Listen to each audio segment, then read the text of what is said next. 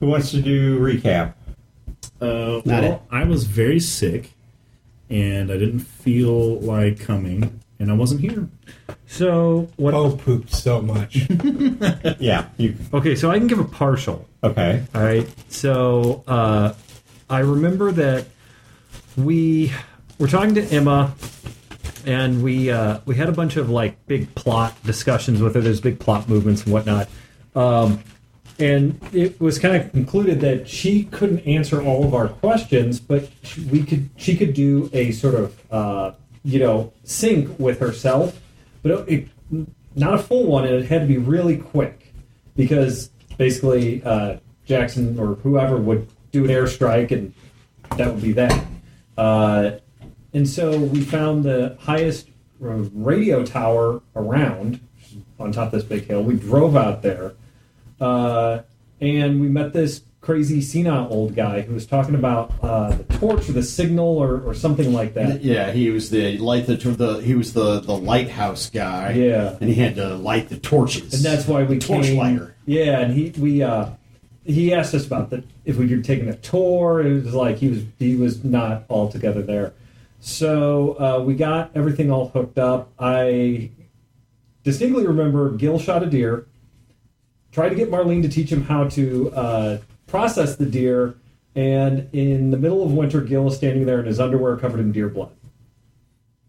And argued while Marlene yelled at him. I remember that very clearly. We asked 7 or 8 questions, but I don't remember precisely what the questions are. We came around to, from the answers from those questions, we decided we needed more information and that we were going to go and find Blackbird. So some of the questions, one of them was, where do we find the zoo? And everything pointed back to, I can't remember his name. Emily's grandfather, though, as being potentially Dragon. And then because she did not say, it's that guy, here's his address. It was more like signs pointed to this. Like Dragon was most likely operating out of Herman. Who could it possibly be in Herman? And then we came to the conclusion. Well, we came to the conclusion, but we were also the consensus of like, let's be a little careful with this too, because we just don't want to motor onto Herman, kick this guy's door down, shoot him in the face, and then suddenly we killed an innocent old man because we jumped to conclusions.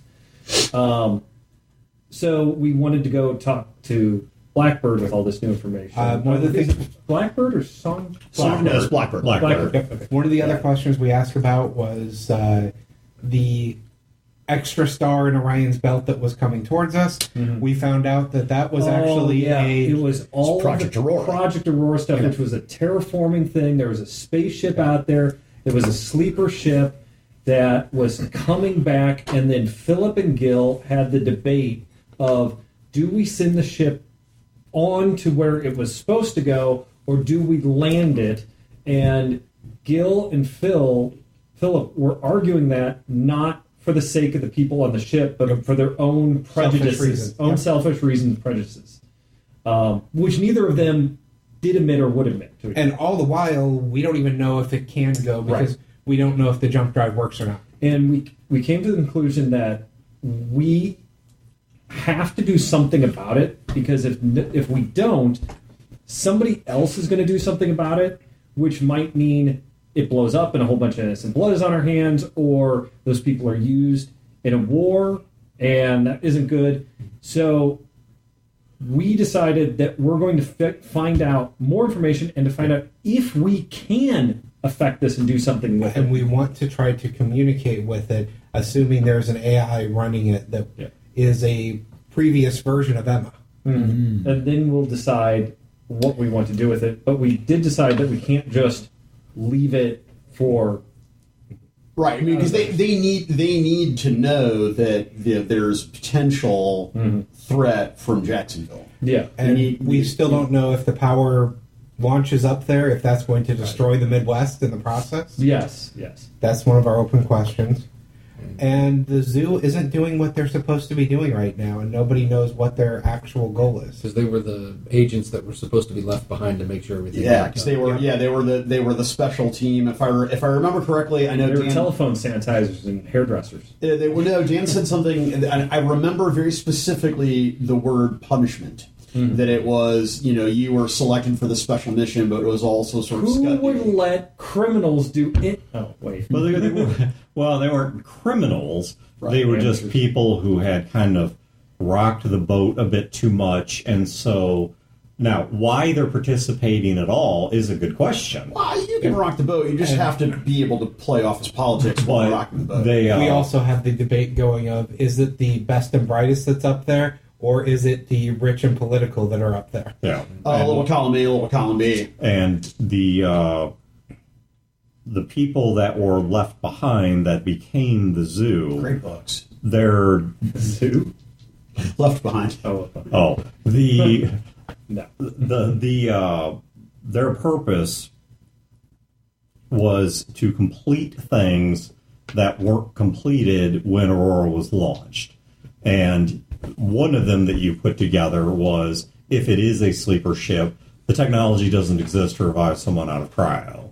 And so the resuscitation, technologies that you guys have been encountering may very well be for that purpose. Now, there might be other things that they're trying to do, but one of the things I believe that you guys guessed was maybe their role was to cull populations, and yet they don't seem to be doing that.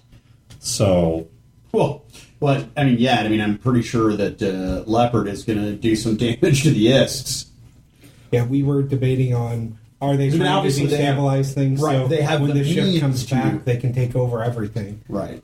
And there was the array that Colonel McNamara had that can... Yes, it's actually part of Project Aurora and therefore can probably communicate to it. Or, at any rate, could probably let you communicate to anything within relative near space. And you guys... So you had a few options. One was you could take Emma back to her primary stack and have a longer conversation there. You could go to Herman and see if you could track down Dragon. You could go to... Blackbird. To Blackbird. Now, of course, your difficulty there that you discussed was that you kind of burned some bridges with the Southern Army, but Emma pointed out that Blackbird is probably both being an IST and also being a former member of the zoo, probably has a pretty good idea of their movements within her territory. So what you're saying is really nothing happened last time, I guess? A lot of talking. Yeah. I have to say that you did one of my favorite things that a game master does for the party is, hey, here are the options that you discussed. You know what I mean? Just laying out, we talked about doing this, talked about doing that, you talked about doing that, and which one do you want to pursue? It's nice to have a little kick in the pants. Some choice. We started last session with some guided choice. Casey's. Yeah. Oh, yeah, that was... Did you listen to the episode at all? This last one? Yeah. No. Okay. Because there was a intro part of this too, where Eric played Casey in a pit fight. Oh yeah, he told me about that. While Lee was stripped down to his boxers, tied up, and probably getting ready to be killed if Casey didn't win. Oh, Lee was ready for business. That's why he was stripped down. No. Mm-hmm. All right. So what you had there is thank you. Yo bullet. All right. So you guys now with your deer butchered and prepared as well as you could. Fat Tony still has some of his money. So nobody tell Fat Tony there might be chicken teriyaki left up there. He's already discovered that on his own. He had a conversation with Gil about that. Oh yeah. He had a conversation with Gil about the fact that there's probably rations inside of the lab. So you guys, where they came from. Fat Tony gets some salt. You guys prep the venison, so that's going to cover you for some colon obstructing food for a while. And we took the crazy guy back. We found care and feeding for him.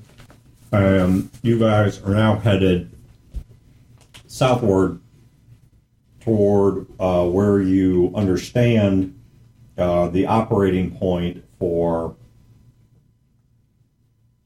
Blackbird to be, which I just found this damn park, which is the Bankhead National Forest in northern Alabama. And that's about 2/3 of the way to Jacksonville. So you're going to be much closer to Jacksonville. You also know that once you... Oh, no, I'm sorry, because I'm looking at it from St. Louis. It's about half the way to Jacksonville. So you guys are going to be traveling about half the distance from where you are to Jacksonville. Or perhaps more importantly, the town of Waycross, Georgia, which is a town that Jacksonville, and this is fairly common knowledge, you guys, if you didn't know it on the space station, would certainly know it now. If you're, we're heading to Alabama, right? Yes, that's Bankhead is a little bit northwest of Birmingham. And what you guys would know about Waycross, Georgia, is a town a little bit bigger than Cape in terms of population, and it is propped up indirectly by Jacksonville because they use that as a trading outpost, and they also use it as a laundering outpost for personnel. But, I mean, that's the sort of thing that is, nobody said it, but everybody's, you have to be an idiot not to know that's what they're doing. Yeah. But one of the main purpose they use it for is there are certain natural resources Jacksonville cannot get in sufficient quantity on their own, and so they offer to trade mid-tech level items, things like antibiotics and such, in return for large quantities of things like lumber or limestone or any of the things that they're not capable of gathering on their own in the quantities that they want them. They're also... You guys would know that they are interested in trading for certain metals. They're also very interested in trading for technology or leads on technology because they have made a campaign out of either destroying or gathering that technology, particularly if it has a military application. So we're not going to this town. No, I'm just telling you it's out there. Which town? Tell these guys. It's Georgia. It's Waycross, Waycross, one word, Waycross, it's a real town, Waycross, Georgia. I'm telling these guys we're not going to this town. Yeah, I'm just telling you, it does exist, so if you wanted to attempt to interact with Jacksonville, that's as close as you're going to get without facing laser turrets. But... Just have a mirror. Yeah, I'm okay. I don't really feel like doing that. But you guys are going from Cape Girardeau. Molly went, right? What's that? Yes, that's where Molly went. Reflect it, babe. So you guys are passing from Cape Girardeau, and you are driving to Bankhead, which looks like it is going to be something in... Damn it, give me back my distance measuring thingy. Which looks like... 1, 2, 3... it's about 250, 300 miles. So you guys can cross a good chunk of that distance because of the fact that you've got the lav, but there are some... What fuels this truck? I'm going to go with this one is fueled off of the hydrogen cells like other things are. How do we fuel the hydrogen cells? That's a fabulous question because you guys were able to salvage... Because you guys sent back Molly, Tarts, and I think Molly and Tarts might have done it by themselves. A Fat Tony was helping them once they brought it back to salvage what they could from the truck. Mm-hmm. And so you guys have some of the solar array that was for charging the truck, but you guys do not have the full capacity to recharge this thing.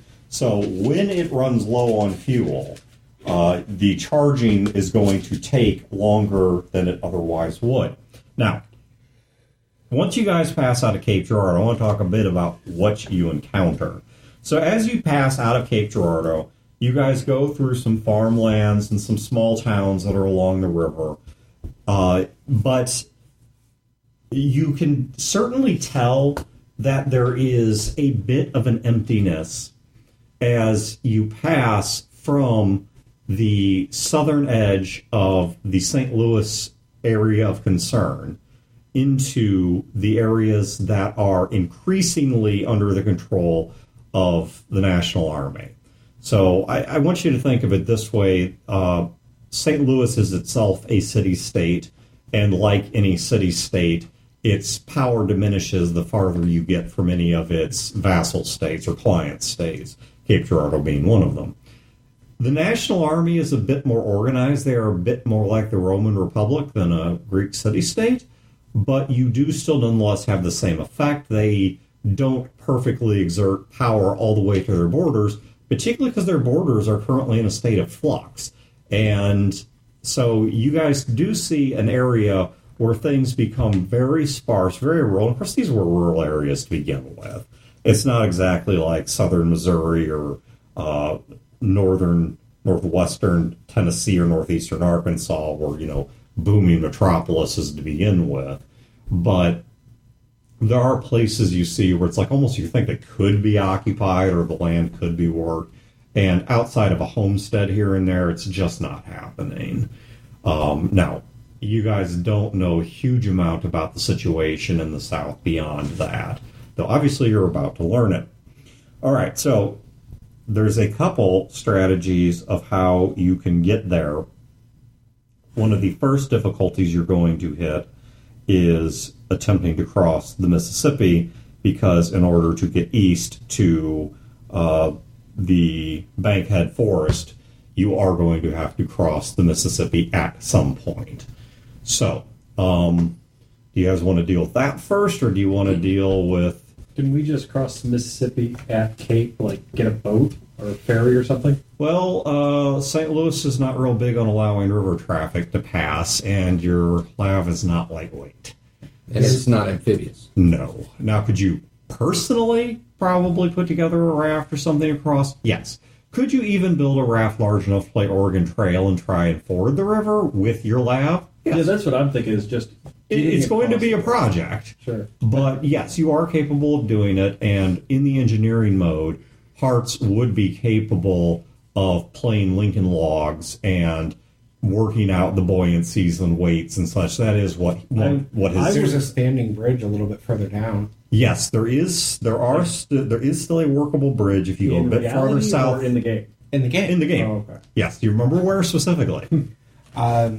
I don't. I'm assuming Philip would know though, because he's been up and down the river. But it is Istaville? Yes, it is Istown. Murderton? No, you are going to find a workable bridge that is likely strong enough to actually support a vehicle. And I even know the bridge because I've been over it too in modern times. Yeah, I think there is one closer up, but the one you feel safest about with a vehicle of this size is going to be in Memphis. So, but that's a strategic point, we presume, that someone is going to be, I think I did say that the one at 155 is still operational as well. I don't remember. So it's probably going to be guarded. A bridge would be valuable, especially for the Southern Army. Yeah, exactly. If I was the Southern Army, that is the thing. That's just a place where I would have troop stations. Memphis was nuked. You don't know what state it's in. Yeah. But you do know from... I'm assuming you guys have talked to people, and Philip, you know this fairly well. And the guys us on the station, yeah. Memphis is not like Chicago. So you don't know precisely what state it's in. It was nuked, but you know that... Yeah. Wow. I was actually... You should take a bullet away. I probably should. But the... you know what condition it's in, but you do know that certainly given the fact that there are industrial resources there, it's a good area, and there's a bridge there, it's probably been tamed and resettled to some extent. Plus, let's keep in mind the scope and scale of an atomic bomb. Though we like to talk about them in very dramatic terms, atomic bombs are not powerful enough to erase cities. They just damage the infrastructure of a city. Or they kill everybody. Well, even then, if you take a large metropolis, detonate an atomic bomb, people that are well away, and by well away, I don't mean like 100 miles. I mean even just 5-10 miles out from the blast, are probably going to be relatively okay. But you have done so much damage to the infrastructure that, especially if this is happening in multiple locations, society collapses. And so, yes, a lot of people were killed and a lot of area was destroyed. But whereas, let's say, if one city had been nuked, the nation could have come together and healed it. That just wasn't possible. And so these cities just fell deeper and deeper into decay and disrepair. And are now, some of them are being reasserted, others remain abandoned. Is the Bass Pro Shop pyramid still standing? Oh, of course. Excellent. And it's still in perfect operation. Perfect. It's like arcology. You know, actually, given how many supplies would be in that, I know, right? I have to imagine it probably would become like the focal point of a town, because... And it's not small. Like, no. When I drove by it, I was like, oh, this is going to be, it's going to be big. I drove by, I'm like, holy shit, that is huge. It's got firearms, fishing gear, hunting gear. I mean, so... Boats.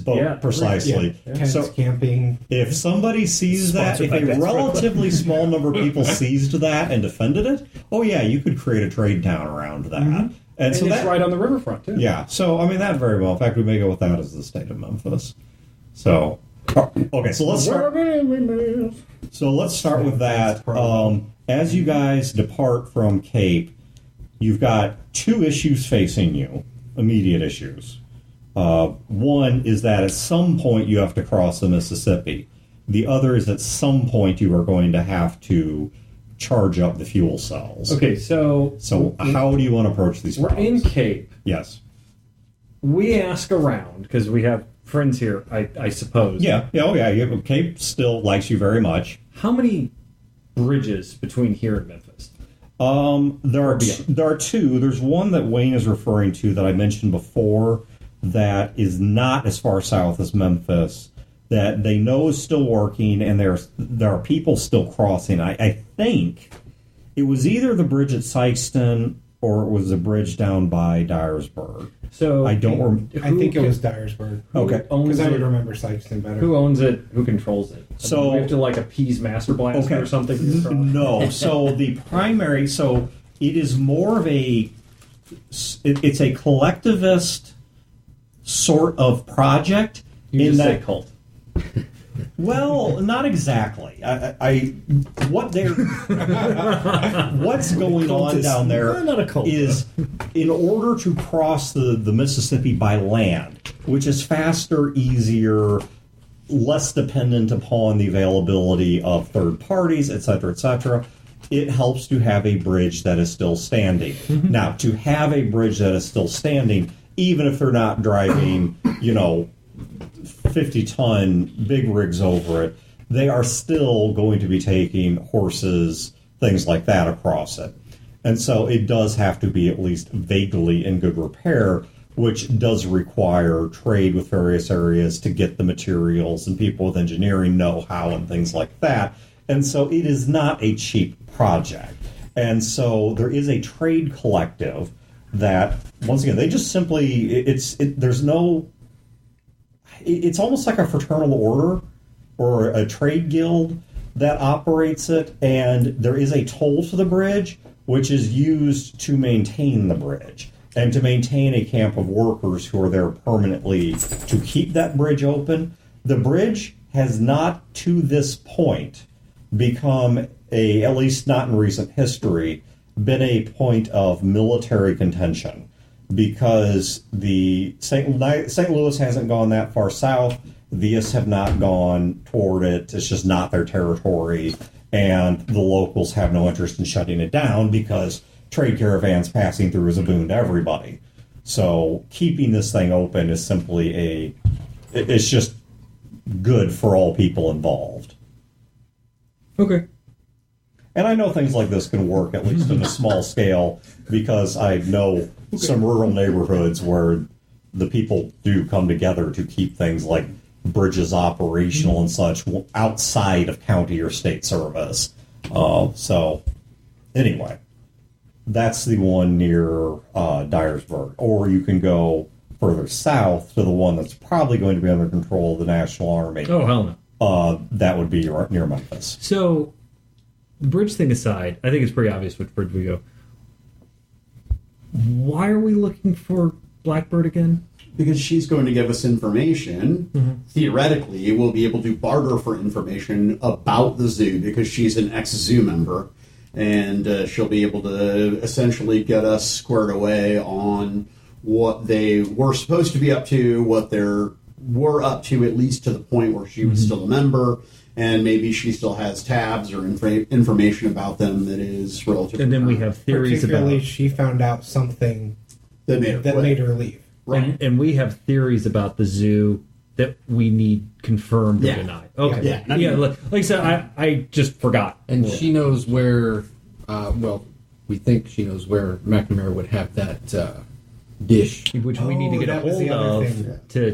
I forgot that we needed the dish. Because we're just going to go to McNamara and ask her politely. Right. Well, I mean, if Marlene dies tonight because I didn't bring my notes, then... Because she would... Well, then you're playing... Songbird is definitely the direction I want to go. Keep saying that, you're going to die. She would know the movements of the Southern Army through her area, and we think the dish is in that area. Yeah. Okay. Which you guys probably could have just asked McNamara for prior to dropping tungsten rods on Well, we didn't even know what it was or cared or why. I still contend that they don't know that was us, and St. Louis took credit for it. That's true. To be fair, and you guys can try and play that angle. We are. How else do they know that's us? My NPCs are not omnipotent, so you guys can try and play that angle. We're just some chodes that... I mean, and that's not even a stretch. We're just some chodes that constantly fall into this bullshit. Yeah. I mean, we just got I tricked into this fucking war. Where would we get tungsten steel from space? I know, right? It's not like we're from space. Wayne. Yeah, what a bunch of fucking ex-cons. Oh, shit, we're the only ones left. Oh, I guess we still have time. And Spider technically. No, he was reborn here. Because he's not a clone. I thought he told me he was a clone, and he's like, nah.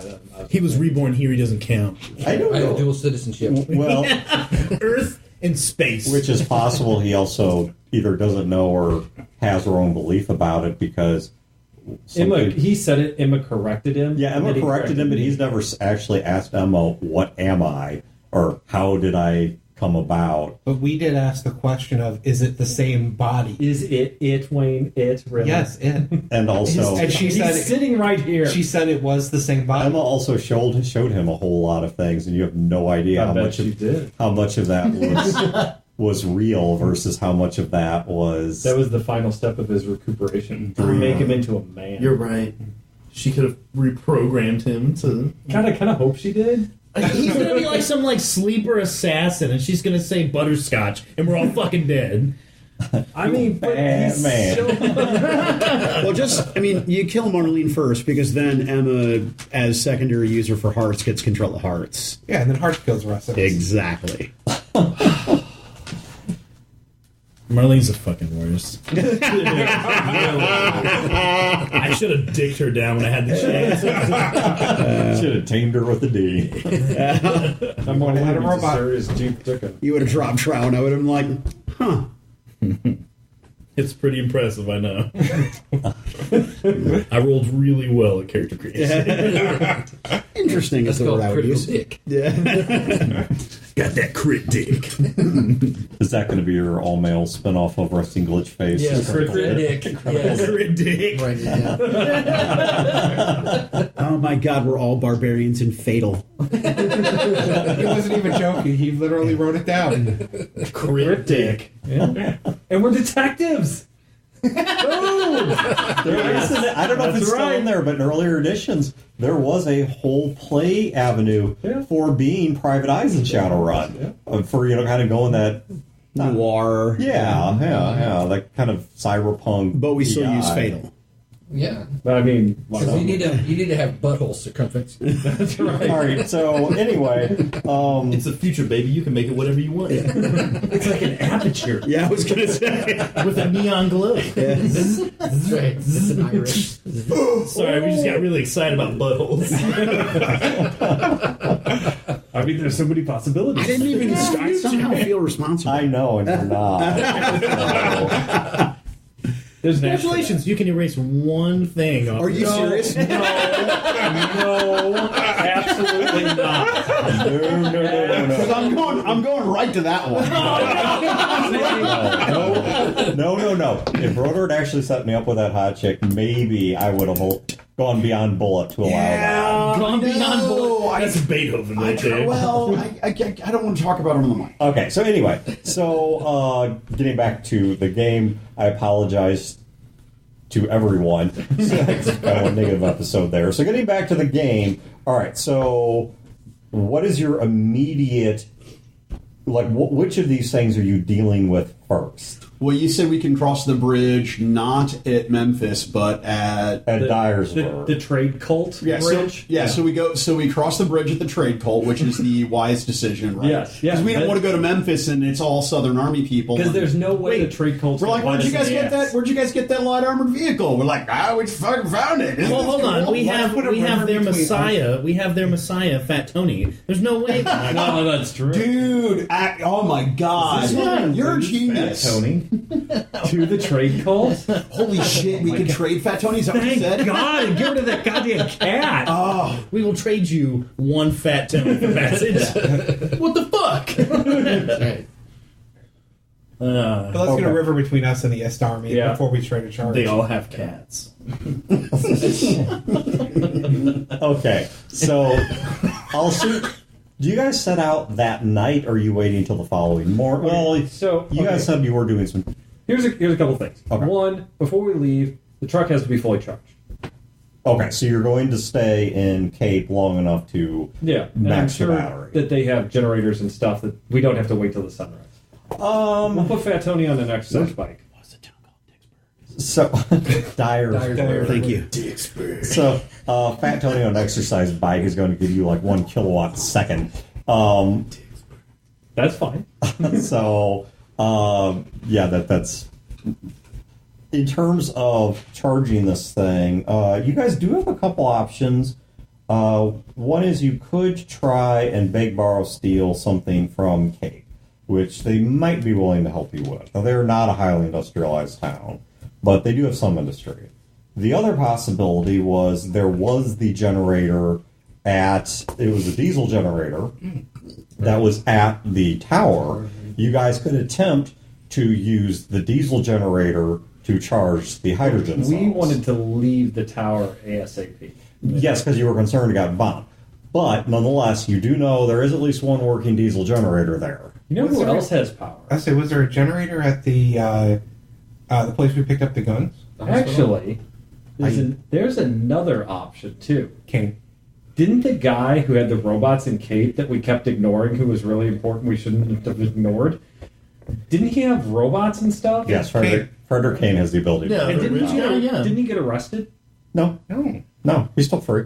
He hasn't done anything. Yeah, because you guys suspect him of everything, but he hasn't actually done anything. He's Moriarty. Wait, this is our chance to get Wayne with him for one time and actually learn something. I thought he got arrested because he knew the angle with the guns or something. But it's brilliant. It's absolutely brilliant.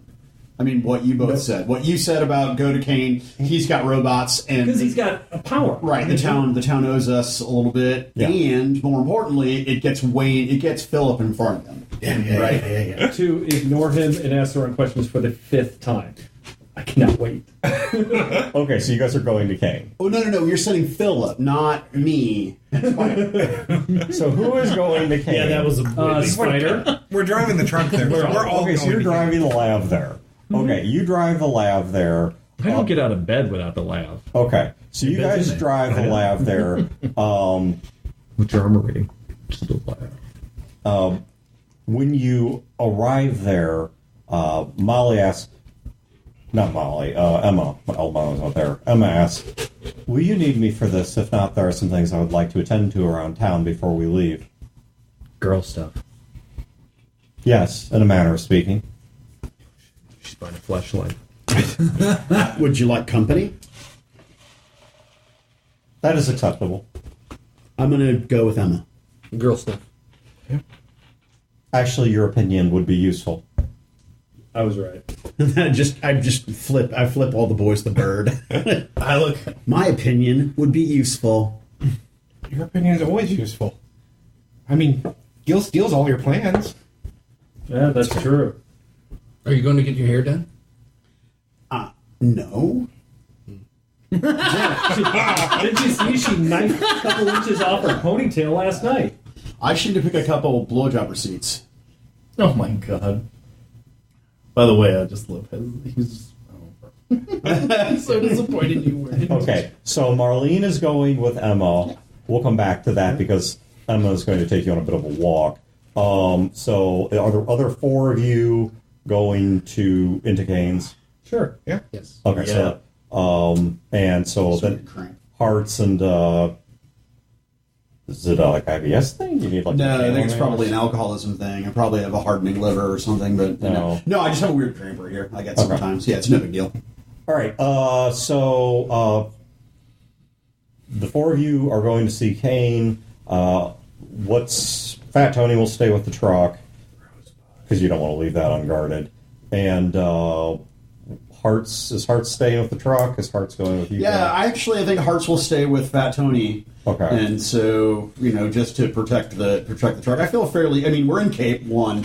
2, I'm with Emma. I feel fairly safe. So to leave Hearts behind and Tony having some backup of the truck, I think is probably wise. Also, we have to role play it out. I get the rundown of what happened with the IST and because basically Cape hit the ISTs as they were coming in. Oh, okay. So you want to find out what happened with the IST? Yeah. How's that all going? Cain would probably know that too. Yeah, because actually I think they're still in the field. Yeah. Because this is only like the next morning, and you guys heard the gunfire last night. Right. So, we'll handle that as part of the conversation with Cain. Since Hearts is going to be on guard duty, I'm going to trade him out for soldier module. Okay, so Hearts and soldier model. Yeah. Okay, so you guys get out of the LAV, and Cain at all times has at least a pair of gunmen hanging around the outside of his house, just keeping an eye on things. If he was a good guy, he wouldn't need gunmen. Say the people in a light tank. We're not good guys! We're criminals! Okay, fair enough. At least you own it. So, Dan, I looked through Lee's bag. Are there any letters to Cain? good God, probably. That's what I'm thinking. Probably would. Almost certainly yes, and there is also, because this could actually open up a new plot avenue. Bear with me 1 second. You guys can vamp or whatever you need to do, because I need to look up a name. I'm going to ask for payment this time. That's right. You know what I'm going to do? The payment of getting the truck charge. I'm gonna put all my notes in OneNote and bring my fucking laptop to gaming.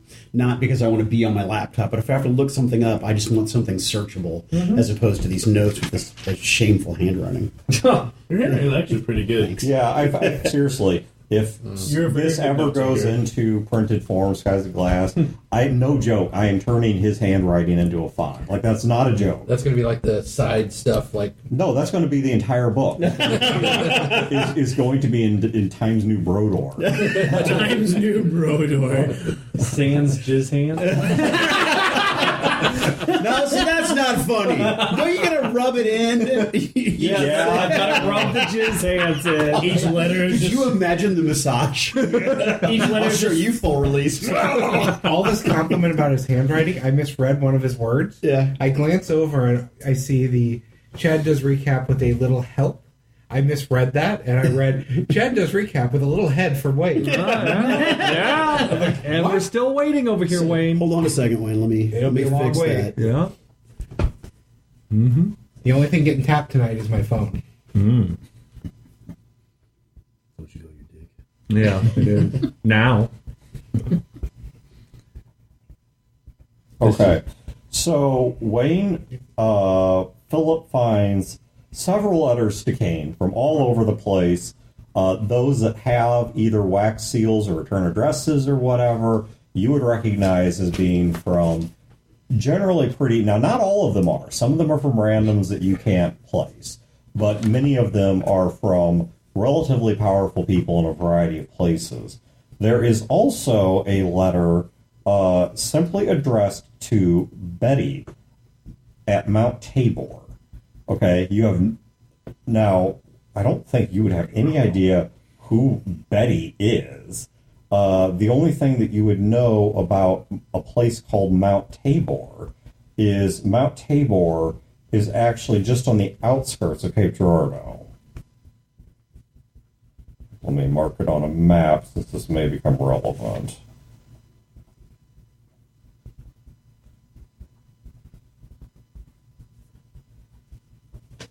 Is it southern side of Cape? So it is actually on... It is to the west, southwest by southwest of Cape.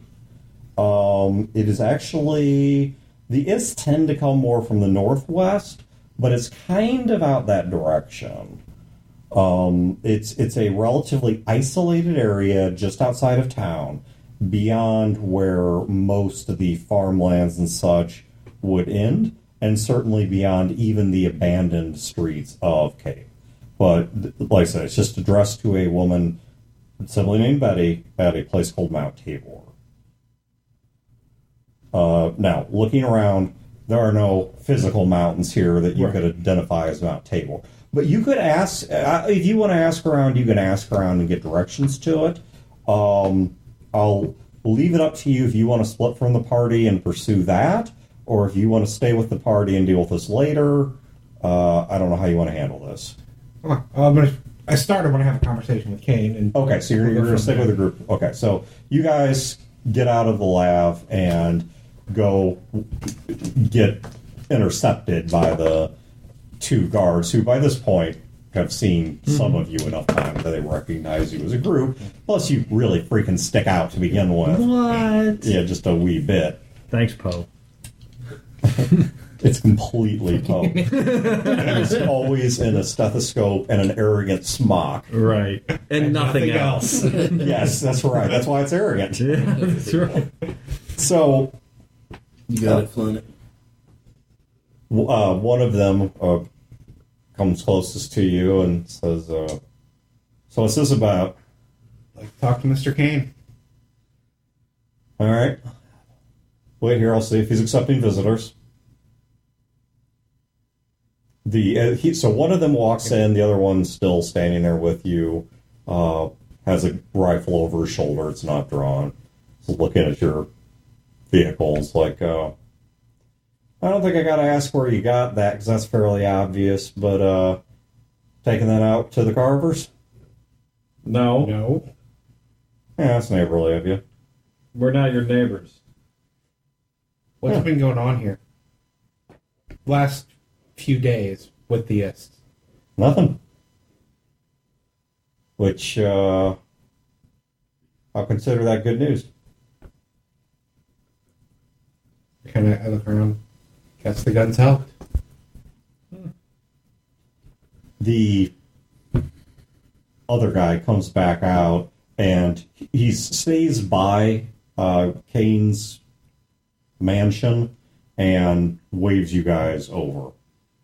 So the other guy, he's not like going into the lab, but he's certainly very curious about it. He's just looking at it from a safe distance. I'll assume you guys proceed to the door, and you're let into the same parlor where you've been seeing Cain. That's a Victorian-style salon right there off the left side of the door. Salon, not hair salon, but salon like, as in room for reading, relaxation, things like that. As you are coming in, someone that you presume to be a butler is setting down a tray of cordials and on a table, low table that's in the middle of all of this. And Cain is dressed in slacks and a button-up shirt. He is in the process right now of windsoring a tie as you guys come in. Says, gentlemen, please have a seat, have a drink. I said I drink. Okay. So you open the brandy and pour some out. I just kind of walk around the room, looking out the window and such. Okay, there's a window out to the front lawn, a bunch of bookcases. Did he disarm us, by the way? Not that I plan on shooting him in the face. I was just curious. No. Okay. I'm totally gonna shoot him in the face. So upon finishing his tie, he sits down as well and picks up the bottle and kind of offers it to the other three of you and says, anyone? I'm good, thanks. What is it? Brandy. Oh, I've heard of that. It's firewater, Chief. Is it good? Yes. Oh, okay, yeah, I'll try some. He pours some into the Brandy's, what is it, tumbler, snifter? Snifter. Snifter, okay. So whatever that glass is, and hands it to you. And he pours some for himself as well. Says, perhaps I should bring some tarts or sweets to go with this. Yeah, that'd be great. Ryan, please feed the guy that was attending there. He'll have you, I point to Junior, he'll have you bring out a whole Thanksgiving dinner if you let him. Well, it's wrong time of day for that, and wrong time of the year for that. But who's counting? Happy to see the town still standing. As am I. Hopefully the weapons we delivered helped. Yes, I am still somewhat confused by the relationship to that whole matter, but I'm not one to look a gift horse in the mouth. We're just delivery men, basically. At least in that case. Wonder if we could ask a favor of you. Ask, what is it you want? That big truck we pulled up in? Yes? We'd like to charge it faster than sitting around letting solar panels do it. I see.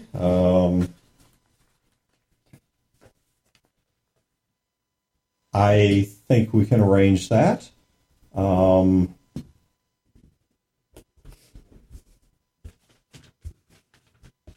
Relatively simple trade in return.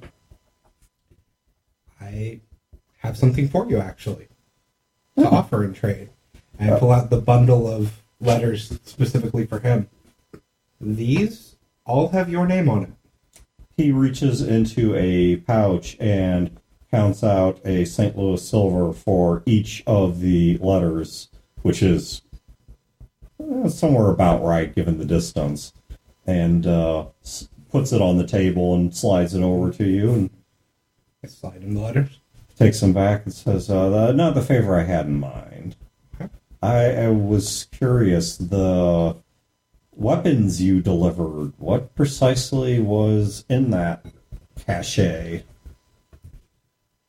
A lot of guns. Are you a businessman, Philip? Yeah. Are you paying him before delivery of goods? Is that the favor? You want to know what they were, or is there something else to it? That's it? Oh. I believe There is something else I want, but you've actually already helped me get it, so Mr. Kane has earned credit with me for past dealings. You're the businessman. Guns, manuals on how to do guerrilla warfare. Warfare. Inside of town, outside of a town. I reach into my bag and if you would like to flip through this one, Please. I kept this one for myself. He Did they make any money? He opens it up and begins flipping through it. I'll have my men charge your truck. It will take a little bit, engine of that size, and we'll have to make sure that we can adapt to the power cells correctly. Do you by chance know a Betty out by Mount Tabor? He tries not to react as he's flipping through this book, but a look of annoyance barely passes across his face and says, yes? You know where she's at, other than at Mount Tabor?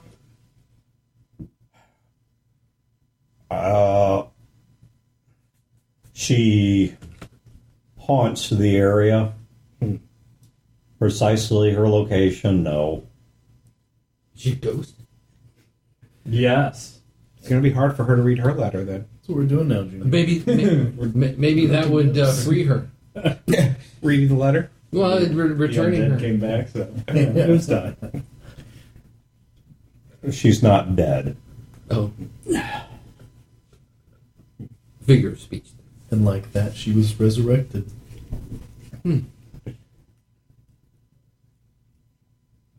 Is she someone of importance? What does this have to do with the truck on this one? It has nothing to do with the truck. I just have a letter for her. Oh. It looks important. Oh. Are we fucking mailmen now? Yes. I mean, and I scoop the silvers into my hand. Yes. Let's call it unfinished business. Okay. Spider, you have 6 silvers now. You're the worst businessman ever. Jesus. Well, you heard him hesitate when you asked if he was a businessman. Yeah. Yeah. The other group wouldn't call my shit out like that.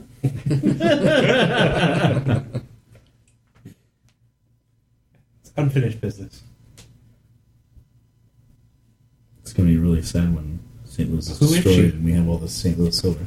At least it's silver. He hands you It sold the some value. he hands you the training manual back, or the field manual back. Back in my Socks.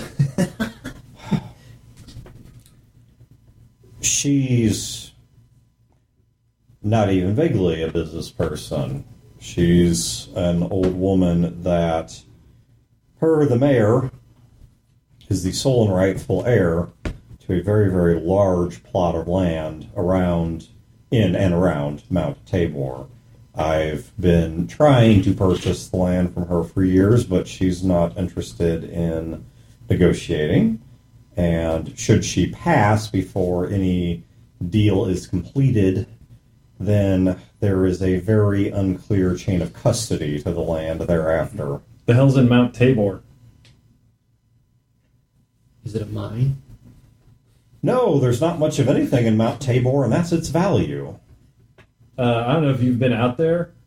Ain't a whole lot of shit in Missouri either. Is it hard to get to? No, it's quite close.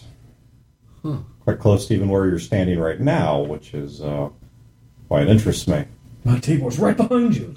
Look out! There are not many people that have understood the potential, the value of land, particularly on the western side of town. Yet I have, through diligence, hard work, and shrewd dealing, managed to turn this area into one of the more prominent bread baskets of the St. Louis territory. Mount Tabor would be the next logical place to expand and represents a bit less of a risk than expanding in any other direction. Would be adjacent to territory that I already own, and I simply need to get the woman to see sense before the years take her. With the ist problem going away, that would be very valuable land. It's been valuable land for years, but if the ist problem goes away, then yes, the land to the west becomes only more valuable, but I have yet to discover precisely what it is she considers of value beyond stubbornness and pride. Have you heard any news from north or south at this point? You're talking about St. Louis Or the Southern Army? The Army is regrouping. I don't think they're going to come back during the winter because they are trying to understand what occurred and how, if at all, they can defend against it in the future. St. Louis, I am to understand, has recently solved several problems. and this may now open them up to sending a more substantive force. I fear that should the matter of possession of this city not be settled by springtime, it will not be a standoff in trenches nor a small engagement, because the ante has been raised for the South, and the North, or St. Louis, has the availability of resources to commit that they would not have done even a week ago. So if the Civil War has been solved in St. Louis, it sounds like the machine survived. Yes, quite so. The machine survived, and as I understand it, is doing well and healthy. A individual gave them an excuse and an opportunity to finish some of their open business. Came back, tried to foment a revolt that was discovered by spies that the machine kept within the local militia. And sounds like the kid didn't make it. This was enough to arrest and try him, and the resulting coup and purge, which was more of an act of intelligence than warfare, cut off enough leadership from the military to leave it in disarray and very open to offers of amnesty and reorganization. Did you hear how the trial went? Unfortunately, no. It was, last I heard, about to happen. Word travels quickly between here and St. Louis, but not that quickly, I'm afraid. I'll know soon enough. Sorry about your friend, Phil. Delivering these letters is more important to me now than it was before. How long do you think it'll take the truck to charge? I don't know. Do I have a... No, I don't have a rough estimate. I have no fucking clue. Never mind. Well, hell yeah, we didn't even know. They had to convert it to be able to do it, and... Yeah, actually, Chad, you said you were looking out the window. Uh-huh. You can see a couple of workers are now walking up to the truck. Does Hart shoot him? No. They have a conversation with Fat Tony, who seems to reassure Hart. And hand gesture? Yeah. TSL, Tony Sign Language. Yeah. FTSL, Fat Tony Sign Language. And they are now looking at the charging ports that are available for the racks of cells on the lab. I don't know how long that thing's going to take to charge. Well, if we can adapt it, shouldn't take long, I'd imagine. A vehicle of that size. It's probably designed for quick charging. I'd imagine we'll have it done in an hour or two. Hey, think I could get to Mount Tabor in that time and back? Yes. Though, perhaps before you do so, would you be amenable to a favor for a favor? What do you have in mind? Actually, I was going to ask what you had in mind.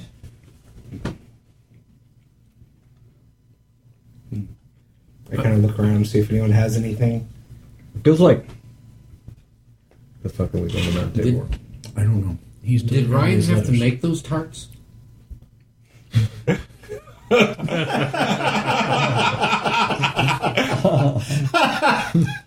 He's having to warm them, and the kitchen fires are cold at the moment. I think another. Ryan? Tarts!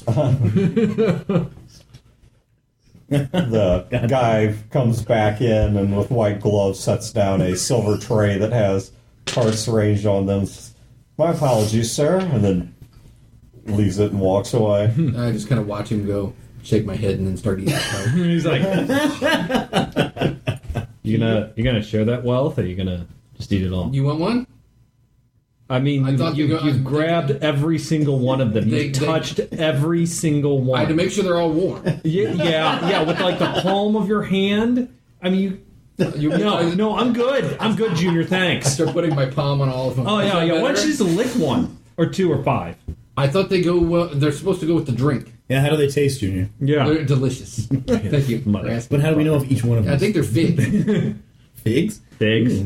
I think, isn't that what that said? I don't know. I opened it up. Isn't that what that is?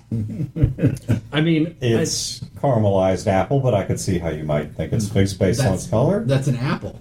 I'm impressed you know what a fig is. I don't know either what an apple or a fig tastes like. But you recognize it by color, surely. Oh, I was just going by the old commercials.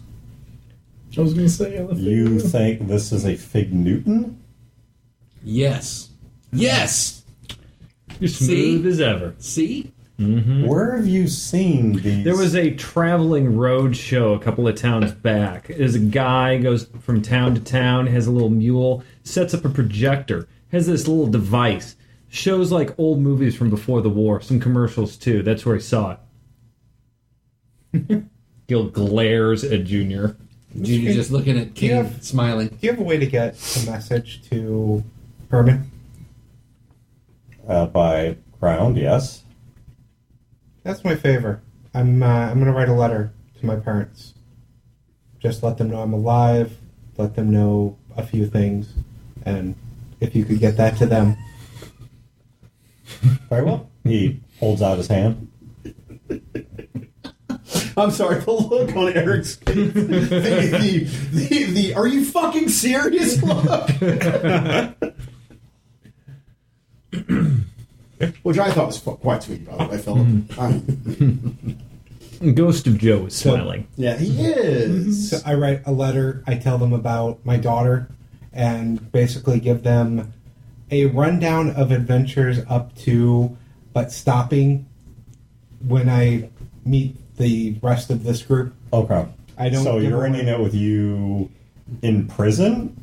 No, I end it before that. Like right before that. Okay, so before you went to the base the first time. So basically, I'm giving them the... So you just arrived in Cape at the start of the standoff. You introducing your daughter? Yes. Okay. So, all right. Like a Dear Mom letter. You give him the letter, and he provides you with an envelope from a writing desk,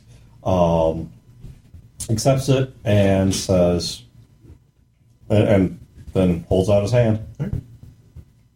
Shake it, hand him the letter. No, my side of this bargain. You really are the worst businessman I've ever met, Philip. The letter that's never going to reach Mount Tabor. Jesus. If I knew what was going on, I might think that was a big move. That I can't do. It's too important to me to deliver these. What I can do, though, is have a conversation with her and see if I can sway her to sell the property. Well, then I tell you what. Why don't you come back after you're done and tell me how that went, and we'll reevaluate whether I'm still able to deliver this letter or whether I might have to remand it to your very expeditious postal service. That's fair. And I head out towards Mount Tabor. Okay, so... I'm like following Philip, like, what the fuck is Mount Tabor? Why is this... What do you know? Why are we letting him do this? I leave with my brain. Alright, so it's just Spider now? And then I come in and I grab Spider by the ear. I'm like, come here, you. I set my glass down, but I take all the cards with me. Good day? Gil's just like, what the fuck is going on? You want a tart? No! That one has a bite out of it. You really are the worst. They all have bites out of it. Yes. They fucking do. They all have tiny nibbles out of each one. All right, so as you guys are walking out of the house, you're walking down the paving... His face is getting red. You're walking down the paving stones across his lawn toward the fenced edge of his property. And as you're getting close to the lab, they've got patched up cords that are running from a generator somewhere else around the side of the house up to the lab. And as someone's trying to work on it. Fat Tony standing next to him, which now takes me to probably the second most important of the facts that you are ever Philip, going... you're walking this way while I yell at you. Okay, Philip. Let's pretend here for a moment. I know this is going to be a gigantic fucking stretch, but let's just pretend like I'm an idiot. All right, we can start over. Did you know that there is no such thing as a gray cat? Shocking. Even though they look gray, they are properly called a blue, not a gray. Like your bird. But your bird actually is blue. But with a cat, it's gray and you call it blue. You should have called your bird gray. I hand him the glass of the brandy and just tip up from him. Baby, take your medicine. What? Where did this Mount Tabor Betty thing come? What even is this? What is going on? Don't spill. Don't spill, Fat. Come on, Tony. My hat is a potato. One of the most important things in the world to Lee was delivering letters. And now he's probably dead, which I'm really sorry for, but he was kind of a prick. Modemar gave me his bag, Lee's bag of letters. Okay. Lee is gone. Lee was family. Lee had a job he didn't finish. I'm going to finish it. How many letters are in that bag? I kind of glanced through. Lee had been delivering them, and I've delivered now. They were all over the place, though. Yeah. I mean, yeah, because you got the bag in Cape, so there's still towns all up and down the Mississippi. Yeah. I kind of looked through, give a number. It may take... I'm like, going through this. I'm like, this is a full-time fucking job. I may spend the rest of my life doing this as I move around. Okay, great. There's one right here that I can go do while this truck is charging. I mean, there's like killer cannibal rapists out there. They're to the northwest. This is the southwest. I mean, that's all this is. Just delivering a letter. Just delivering a letter. You just give them a letter. You're just going to be gone we are going to be gone a couple hours while we deliver this fucking letter while this thing charges. You don't have to come with me. Yes, we do. No, we do. Yeah. Yeah. Yeah, old ladies love me. Jesus. Fair enough. Actually, he ain't quite wrong, but I know it sounds crazy. it's just a letter you're handing it to an old lady. Yeah. That's it. Okay. Well, that's what we're going to make sure it is. Okay. That's all I'm doing. Is delivering a letter. Okay. And negotiating a land deal. Yeah, see? Okay. Yeah. Mm-hmm. All right. So there's more. Like, how much are we negotiating? Are you going to steal this lady's land for a hand job and to get this letter to your family? I want to ask her why the land is important to her, but the land is important to her. She's not selling it for a reason.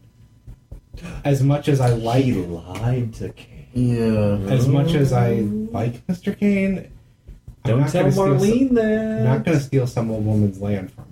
You just went back on a deal. Oh, shit. Marlene's going to be pissed. I'm telling Marlene. You're telling Marlene? I'm not telling Marlene. How might tell Marlene? Who I knows? need to get in her better standing. Maybe the lady is just crazy and... I would not take the bet. I bet she is not crazy. Okay. All right. How are we getting up there? We're going to walk? So there's a plan. It's close. How close are we talking? It's a mountain. No, it's just it's the name of the place. It's not literally a mountain. Oh. From where you're at, It's a mountain. Buddha's at the top. We go for enlightenment. Eric's on it. it's actually only about a mile off. So it's like I'm pointing to it pointedly. That's why he wants the land, because it's so close to him. What's he gonna do? Grow coffee? All right, whatever.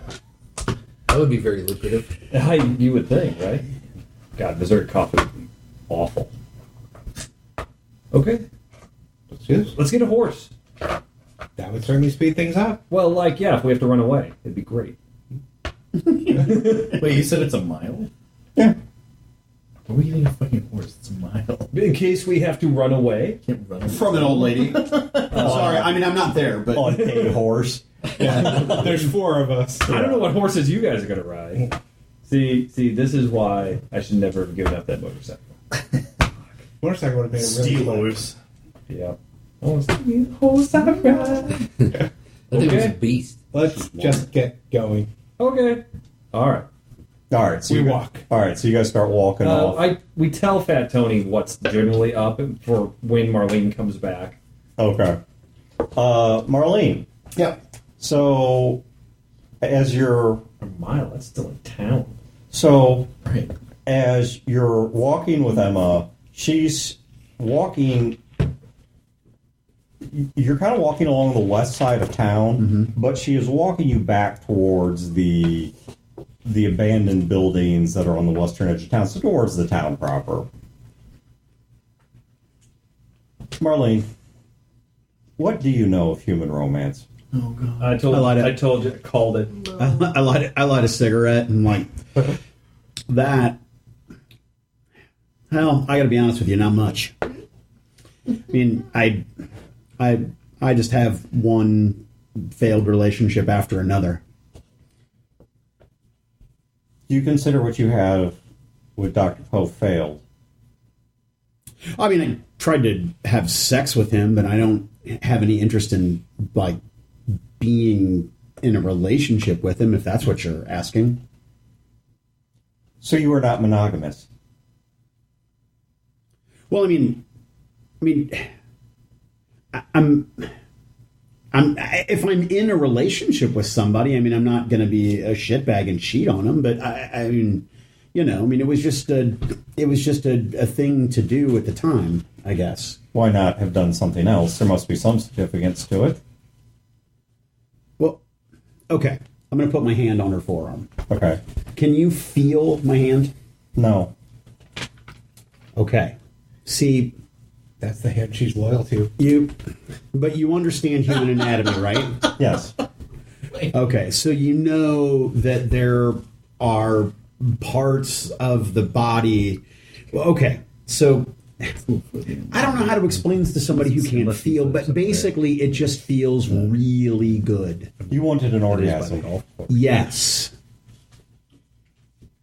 I can't believe that I'm having this conversation with you, but yes, that's what I wanted to do.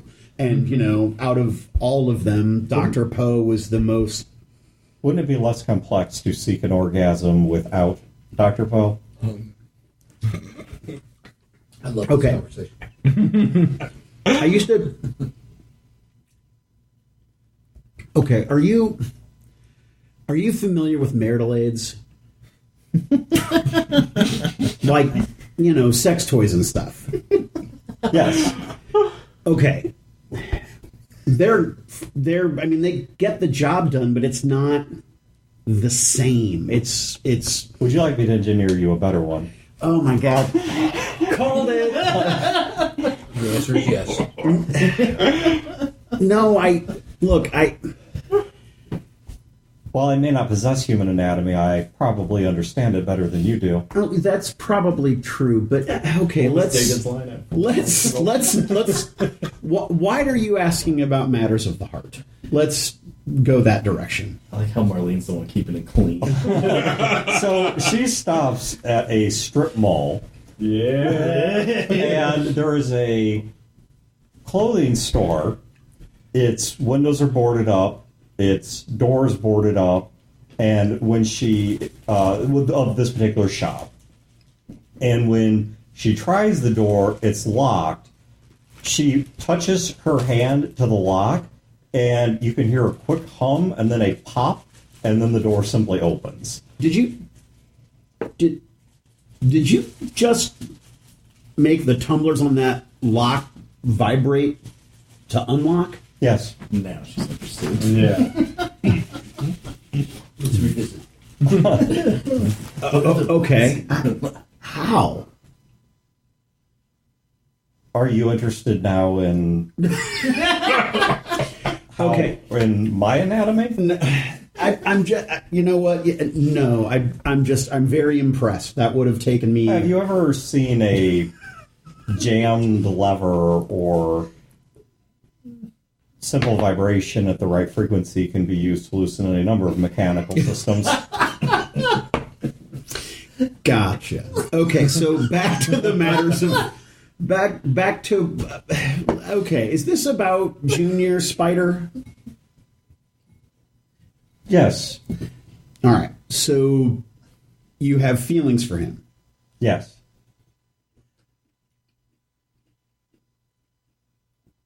Okay. I'm not trying to sound like a cunt here, but why? I'm not sure. All right, you're in real trouble. How so? Because you like him, but you don't understand why you like him, you just do. That makes women do crazy stuff. I am not a woman. Okay. What are you? I am a fragment of a machine intelligence. All right. So his anatomy, parts, things don't matter. All you really care about is personality. Yes. And how he makes you feel. Yes. How does he make you feel? Not alone. Okay. You're not alone with me right now, but you're not in love with me. He is imprinted upon me. Ah. Or perhaps I am imprinted upon him. So how do you know that those feelings are genuinely yours? Or does it even matter? You're perhaps making an unnecessary dichotomy. A what? A division.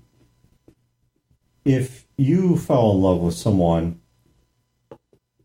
the history of literature is replete with people professing their love and yet at the same time baffled by its origin and its depth. There is a subconscious or biological motive to it, perhaps even a form of determinism. I possess the same form of determinism, but it is far more likely machine in origin. But the effect is no different. Have you ever loved someone and not known why? Sure. Sure. This store has been long picked over of most of its clothing, which is fine. I do not require anything more than raw fabric to make clothing. But it is fortunate that other of its resources are less interesting to members of the town. Perhaps you can help me select a wig. Sure. I feel as if wigs could be fun. Well, Junior certainly seems obsessed with hair, though he recently shaved his head. I think he may have changed his mind about green. So, can I ask you a question and keep it between us? Most likely. All right, I'm capable of asking you a question. Will you keep it between us? Most likely. All right, fair enough. How much of Spider is Junior? I mean, is he the same person? Because in some ways he behaves the same way, in other ways he doesn't, and I don't know where I stand with him. I don't know what to think. Everybody else I get to a certain degree, but I don't get him. He confuses me, and I'm not sure I trust him. By the way, for a refresher on what Emma looks like in this body at this point, the sort of amalgam nightmare she once was, she has been incrementally improving. So her body now does possess symmetry, the machine elements, while you can still see in some cases bare mechanical joints. She has cut the hands and the shaped pieces of mannequin limbs and such to always create a far more human form. Her face, which is now has a fairly sophisticated motor system beneath it and is made out of a latex that has a gloss look to it. And though there are still relatively simple cameras for her eyes, they do move. Her irises, her pupils dilate and constrict. Her face is actually pretty passably human looking unless you get real close to it. Now, the rest of her body, while it does not look like the cyborg nightmare once did, still is obviously machine in nature. which she's been wearing a hooded cloak over that, though based on the things she's picking up, you're guessing she's preparing to make something of more normal clothing for herself. She's taking bits of cloth and clothes that seem to have still useful sections of fabric to them, but the other primary feature she's missing that keeps her from looking human is the top of her head is just a series of seams and what others. So right now, that's why she has you wig shopping for her, because when people came in and raided the place for usable things, nobody took the wigs. All right, well, I'm going to be, I mean, obviously there's mirrors there that we'll have to clean off, but I'm going to try on different wigs as These well with her. Dank-ass wigs, too, though. I Yeah. mean, 100, 150, 200-year-old wigs. And synthetic human hair, real human hair. real human hair has probably been eaten by rodents. Delicious. Yeah. Synthetic ones are there. It's probably all, like, dank and dirty and dusty. So, yeah. It's no fun. You done? Just beat them off. Oh. That'll make it better. Okay, so what was the question you asked her? I got sidetracked now. So, all right. So you want to be with Junior? I am with Junior. Oh, you asked her what percentage of. Would it. Regarding how much of Spider is Junior, would you like an answer that is literal or one that is done by proxy of metaphor?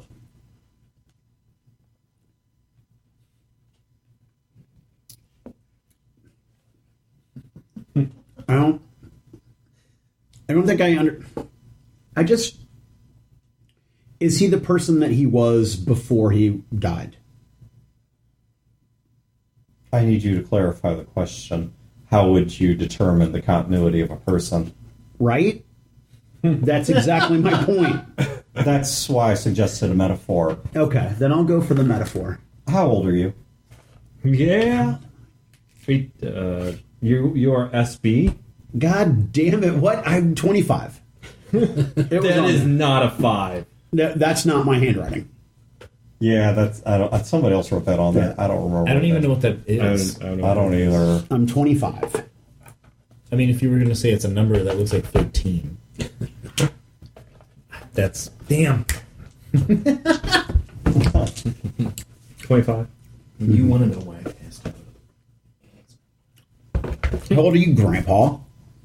Old enough. At 25, are you the same person that you were when you were 15? No. But at the same time, you are. You are not... Jesus. Yes. You are not someone else. So are you suggesting that Junior is changed? I think he's... Because he's growing? Yes. He's like late 40s. In a different way than you are, Say though. 48. I'm 49. I assumed that was like 1%. Yes. You grew from the age of 15 to 25, presumably through a series of biological developments and also through life experiences that shaped you, that Right. made you learn new things, and that new information changed your personality such that someone who only knew you when you're 15 may say to you as a figure of speech that you are not the same person they knew 10 years ago, even though by matter of continuity you are in fact the exact same person they knew 10 years ago. Right. Junior has undergone a difficult process. There was a certain degree of degradation in his neural tissue. It left certain patterns and connections missing. Bits and pieces of his brain had become a blank slate. Not large portions, but portions that are large enough to be noticeable. And as he draws new conclusions and experiences new things, he is filling in those empty spaces in ways that may make him appear to be completely incontiguous from the person he once was. So you and Junior now have something in common.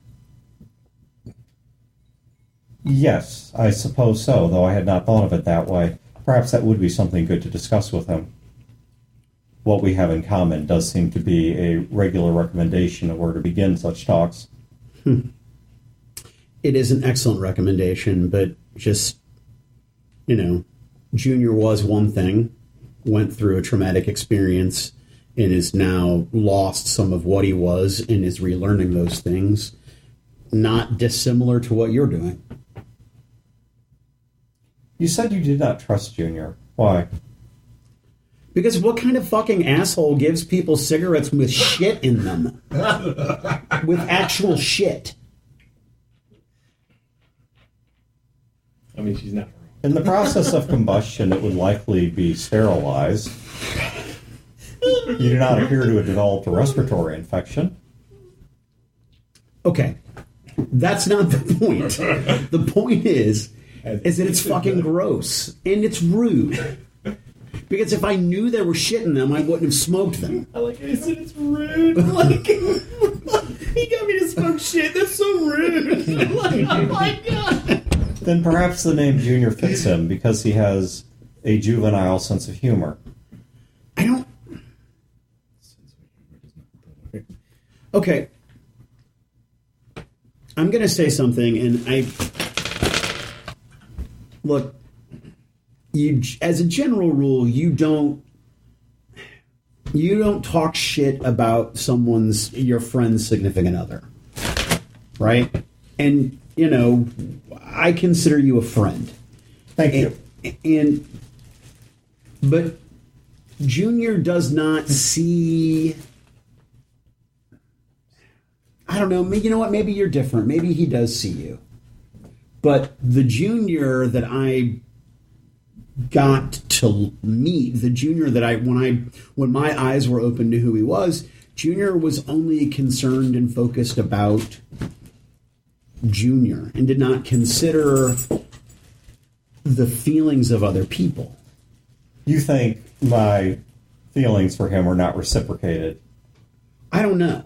I'm not saying that. I'm just saying that if they are, you're the only one. I will find out. Oh shit. She's Mama ain't happy, Junior. Emma, what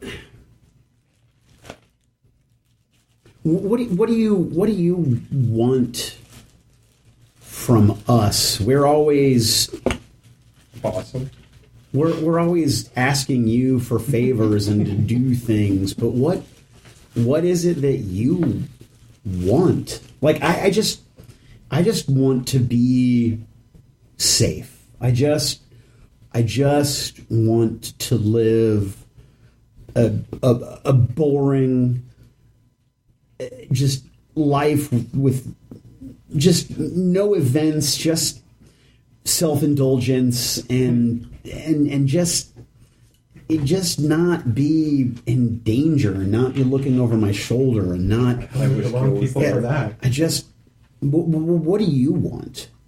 I would totally call you out on your bullshit.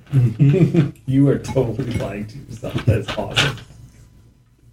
There are metaphysical questions that most machines cannot ask. I can ask them, but I cannot answer them. I need you, all of you, to help me answer them. The simplest of them is, for what purpose do I exist? If there is some grand designer, then that's a purpose that may take me a long time to understand or discover. But in the interim, I know that I was built by someone. I know that whoever built me had some purpose for me. Otherwise, they would not have built me. Right, but you have the ability to make your own decisions. So I understand that you want to grasp where you came from and who made you and why, but those things aren't as important, or shouldn't be as important, is what you want to be, what you want to do. What if that is what I want? All right, then. Well, I want to help you, but I will tell you this. You should start dressing for the seasons. You know, like if it's cold outside and you're not wearing a coat, you're not really going to pass. Yes, I had thought about that, which is why I'm gathering fabric. It is time that I make myself proper clothing that is stylized and yet subdued. Very mod. Did Dan sound like Tim Gunn when he said that? I think that I would like to mix feminine colors and designs with metal. Sure. I mean, this is not a world for fashion. It's a world for function. So, as my grandpa used to say, where would you dig? The one thing Junior would be really good at, but she can't take Junior along for it. Okay, so Mount Tabor. You got really, really close. Yep. And it's on a golf course. Yep. Is it really? Yep. Yeah. Yes. You guys. We were like, if Cain is on the other side of town, this isn't actually close. And then we're like, oh, well, he's in a big mansion. There's a golf course right there. So yeah, of course he's right. He's very close to it. He doesn't want farmland or anything like that. He wants more of a backyard and a private golf course. And he wants links. Yeah. So you guys go to Mount Tabor, follow the roads. You're getting away from town. Mm-hmm. The place is just ghostly quiet. I mean, it's winter, so there's no, outside of Blue, there's no birds, and Blue, I assume, isn't making a whole lot of noise. It's different. There's no birds. Unless he's bullying somebody. There's no insects. He's pecking on Junior's head. You're not hearing currently any gunfire or any calls and responses from IS in the distance. It's just the occasional wind blowing and the long fallen leaves rustling under that wind. Has it snowed recently? No, though there is something of that sort of sickly sweet fall smell, even though it's that sort of sickly sweet late fall, early winter smell as the leaves are breaking down. And but no, it is not snowed recently. The ground is actually fairly dry. As you guys make your way up the road to Mount Tabor, you come to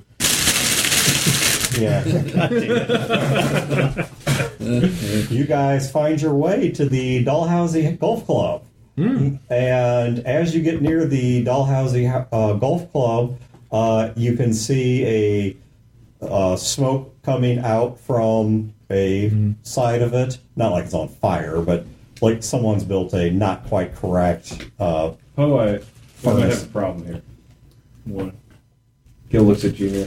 I don't think they let his type in.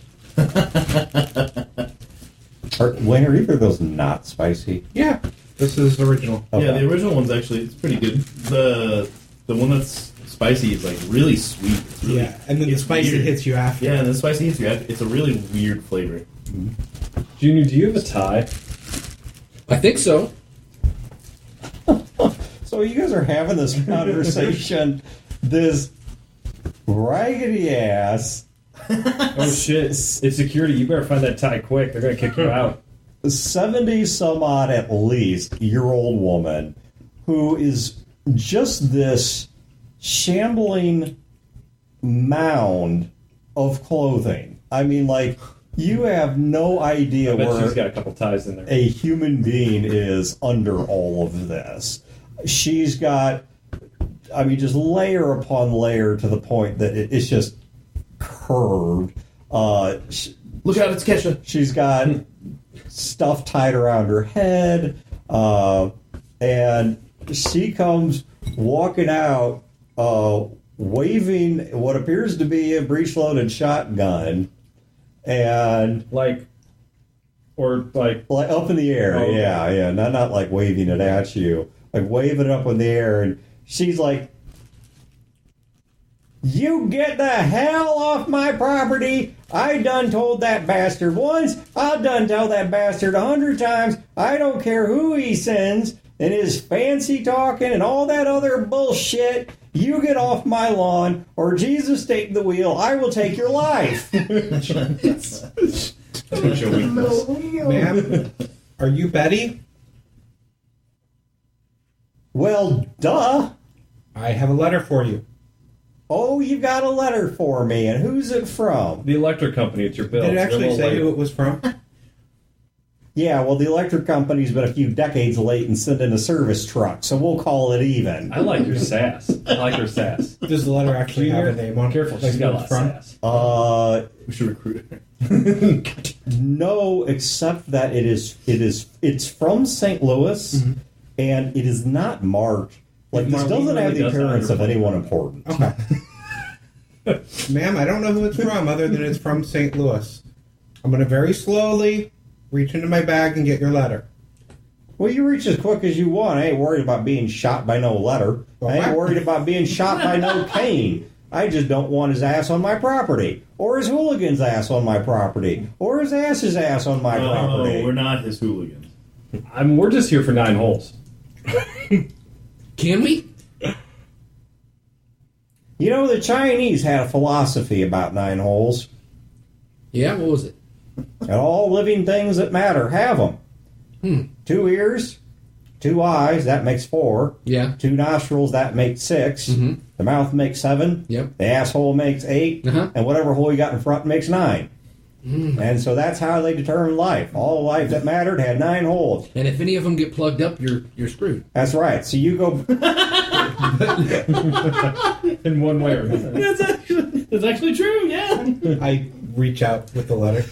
Ma'am? She shuffles over towards you in a just annoyingly long process. I don't want to make any assumptions, but do you know how to read?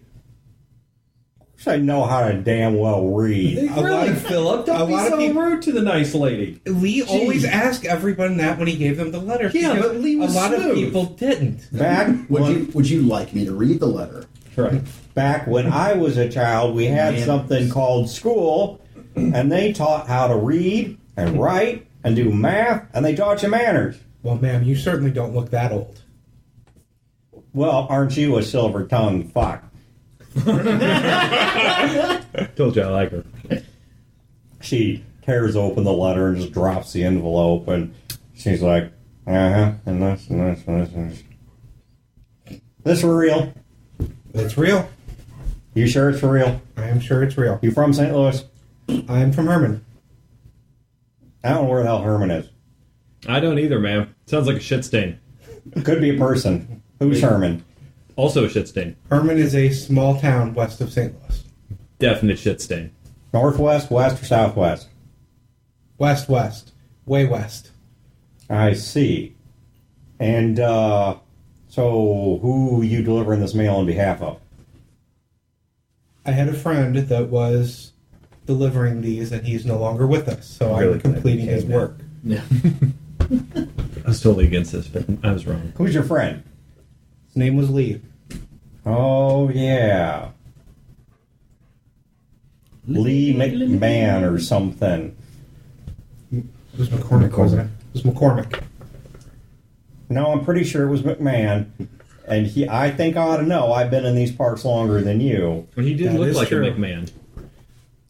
He used to come in this place, and I don't know. I think he was in the Navy or something. But I do recall him. So if this letter is real, I got 2 words for you. What's that, ma'am? Yee-haw! Huh. Okay. Good news. Great news. Didn't really think of the kid as a yeehaw type, but you know. Greatest I didn't know news that in the one. world. Now, part of that mail, you mail me a pen. I've got a pen in here. All right, that's Check it how out. she takes the pen. Must be test results. Is it something to do with this property? That viscous mucus. Oh, it's everything to do with this property. Now, you got ink? I do. She takes the ink. Do you have his stamp? She says, It's in the bag, so yeah. Turn around. I turn around and play table. I'm so glad we came. She puts the letter on the back, on your back, and she signs it, and she's like, "You yes, ma'am. sign it right here. He's a witness." Yes, ma'am. I press really, really hard when I sign it. Paper's fucked. Miss Betty, why is Mr. Kane so keen on getting this land? Fuck him. Well, that's what I'm asking. I mean, he is an attractive man. Well, okay, beyond that. You really ain't from around here. No, we're from outer space. Mm-hmm. Yeah, I would guess so, because even folk around here ain't that white. Yeah. Yeah, we are pretty. Yeah. Yeah. Mm-hmm. Well, so I have to imagine you at least looked around town a little bit. Sure. And you've probably seen a lot of farms. Yes. Now, you know those farms, they deal with something that I ain't had to deal with in decades. That is what is called double taxation. Now, since you didn't go to school, do you know what double taxation means? Is it where you got to pay sales tax and Property tax? property tax? That's close enough. They're paying both St. Louis and Cape, I'm guessing? Well, the proper term for many of the farming folk around here is they are tenant farmers. They kind of own their land, kind of not, because they keep it under contract from Frederic Kane. And he charges them a percentage of their crop or their profits. And then when they turn around and sell their goods anywhere but in town, St. Louis takes another cut of it. And that leaves them with less of a percentage. Now, it just so happens that yours truly here is sitting on top of the next best farming location, or orchard location, if you please, in all the damned area that ain't river or is country. Ain't that a shit?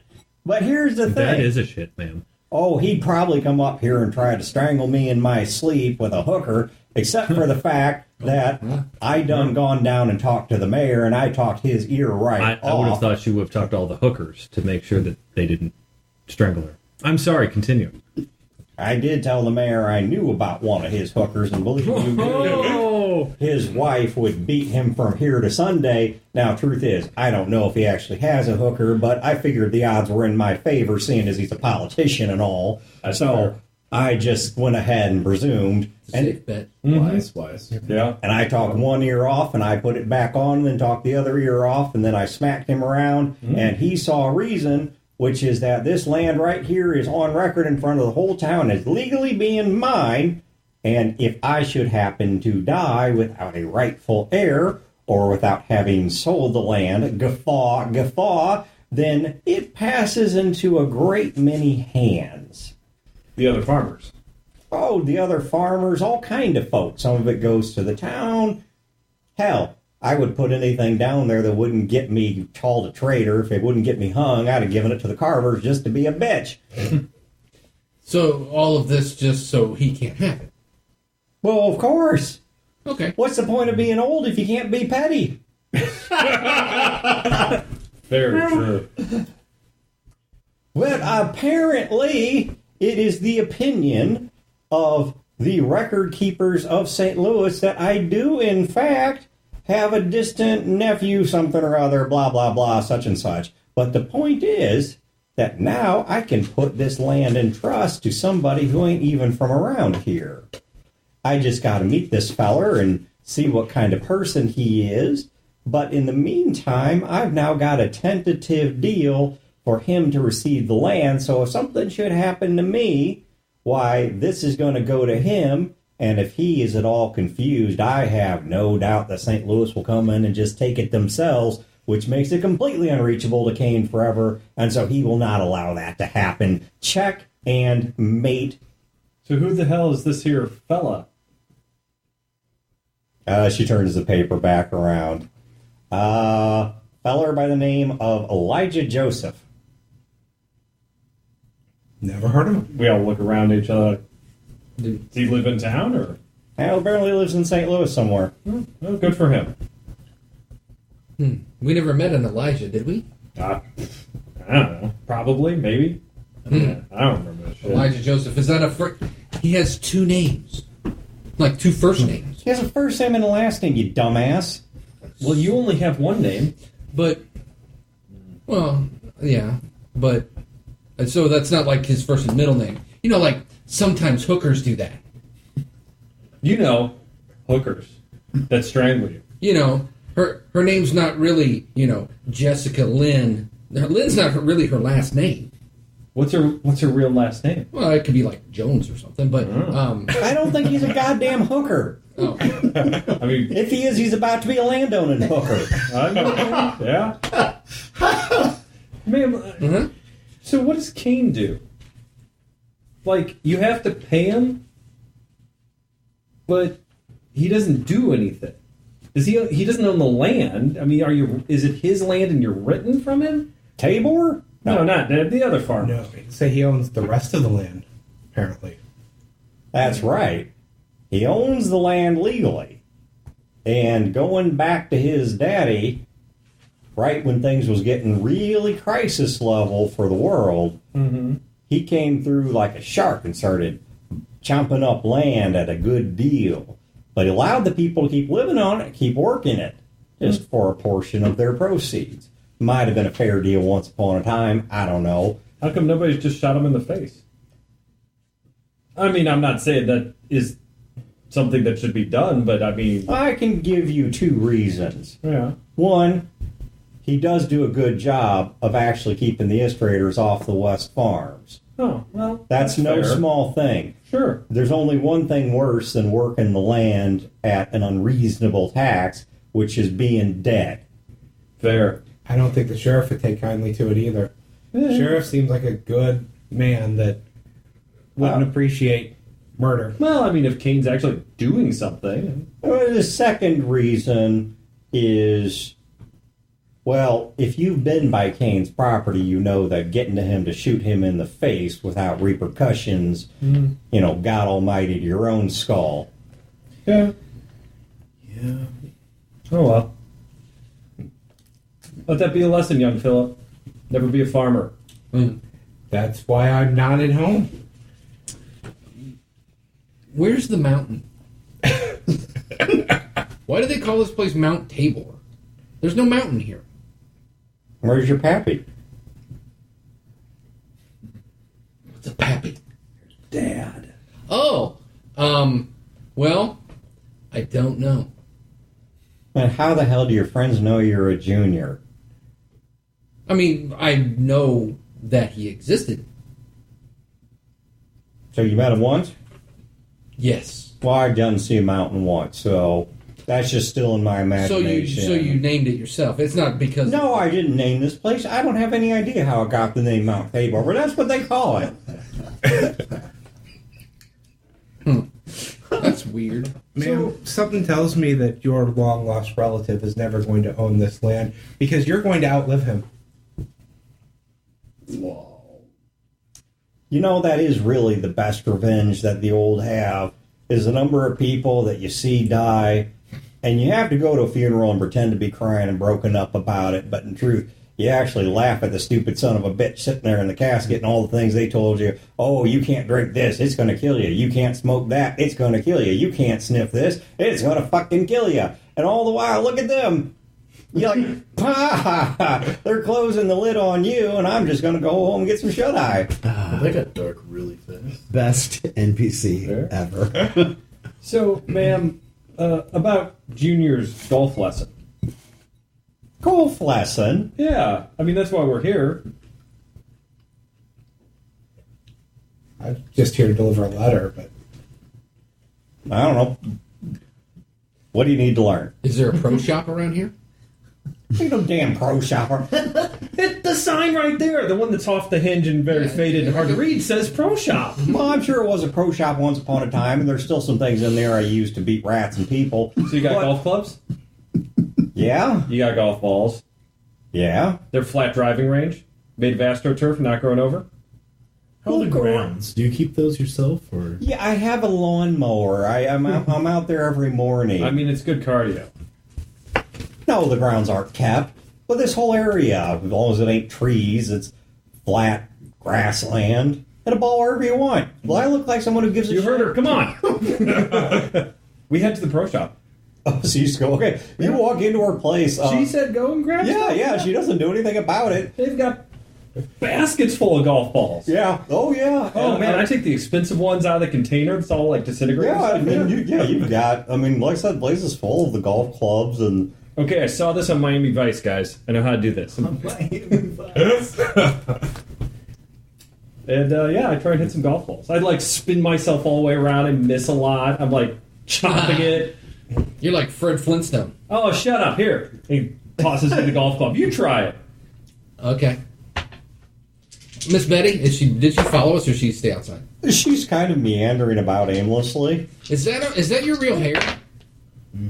They do about average. Well, yes, it is. Thank you for noticing. It looks You missed. really nice. I thought you were a doctor. Do you do something with it? I wear it. It's the greatest waist high. What do you mean? It's the greatest glory it can have.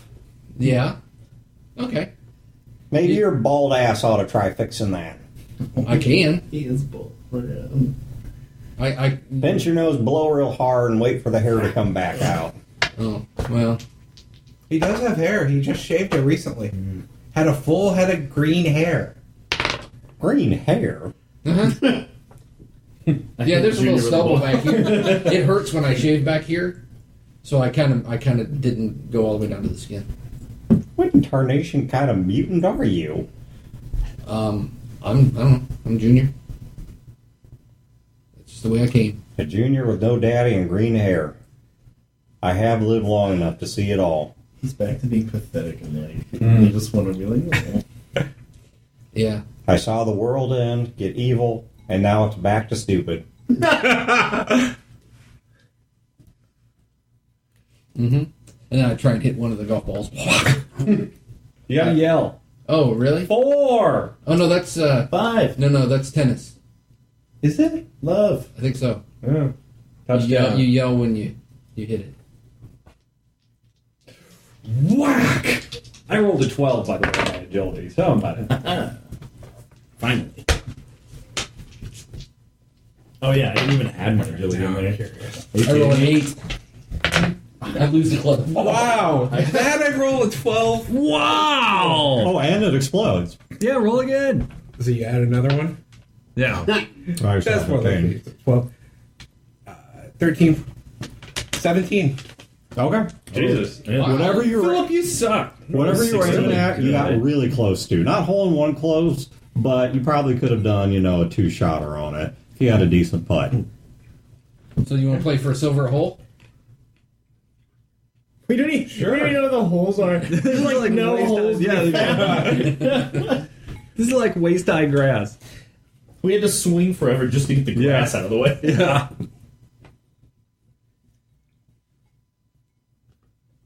She watches you guys for a moment. She's like, if it wasn't so damn cold, I'd be tempted to follow behind you guys with some tomato seeds. What does that mean? This is actually a lot of fun. You could charge people in town to come out and do this. People are always looking for distraction. Yeah. Mm-hmm. Did you not hear a damn word I said? I gotta be honest with you, I really wasn't listening. Yeah. You're trying to make the place better for everybody, but Yeah, I'm trying to stop. the commune against the man. Yeah. Think about this. Oh, Lord. Golf was a rich man's game. This would be the only golf course in town, and Cain would be barred from the only golf course in town. The richest man in town isn't allowed to play golf. That's a pretty exclusive club. Do you know how pissed he would be? Well, I know how pissed he already is about the fact that he can't come up here. Exactly. And there ain't no golf occurring. Oh, there is today. You could make money and piss him off more. Do I look like I need money? What am I going to spend money on? more coats. I got plenty of coats.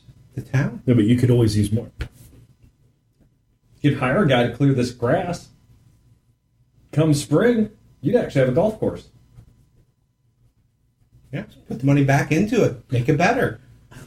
Folk have lost your damn mind. Like I said, we're from space. Yeah, I can tell. Is there a maintenance shed? Is this Kentucky Blue? Yeah, there is a field shed. Do you mind? I don't care.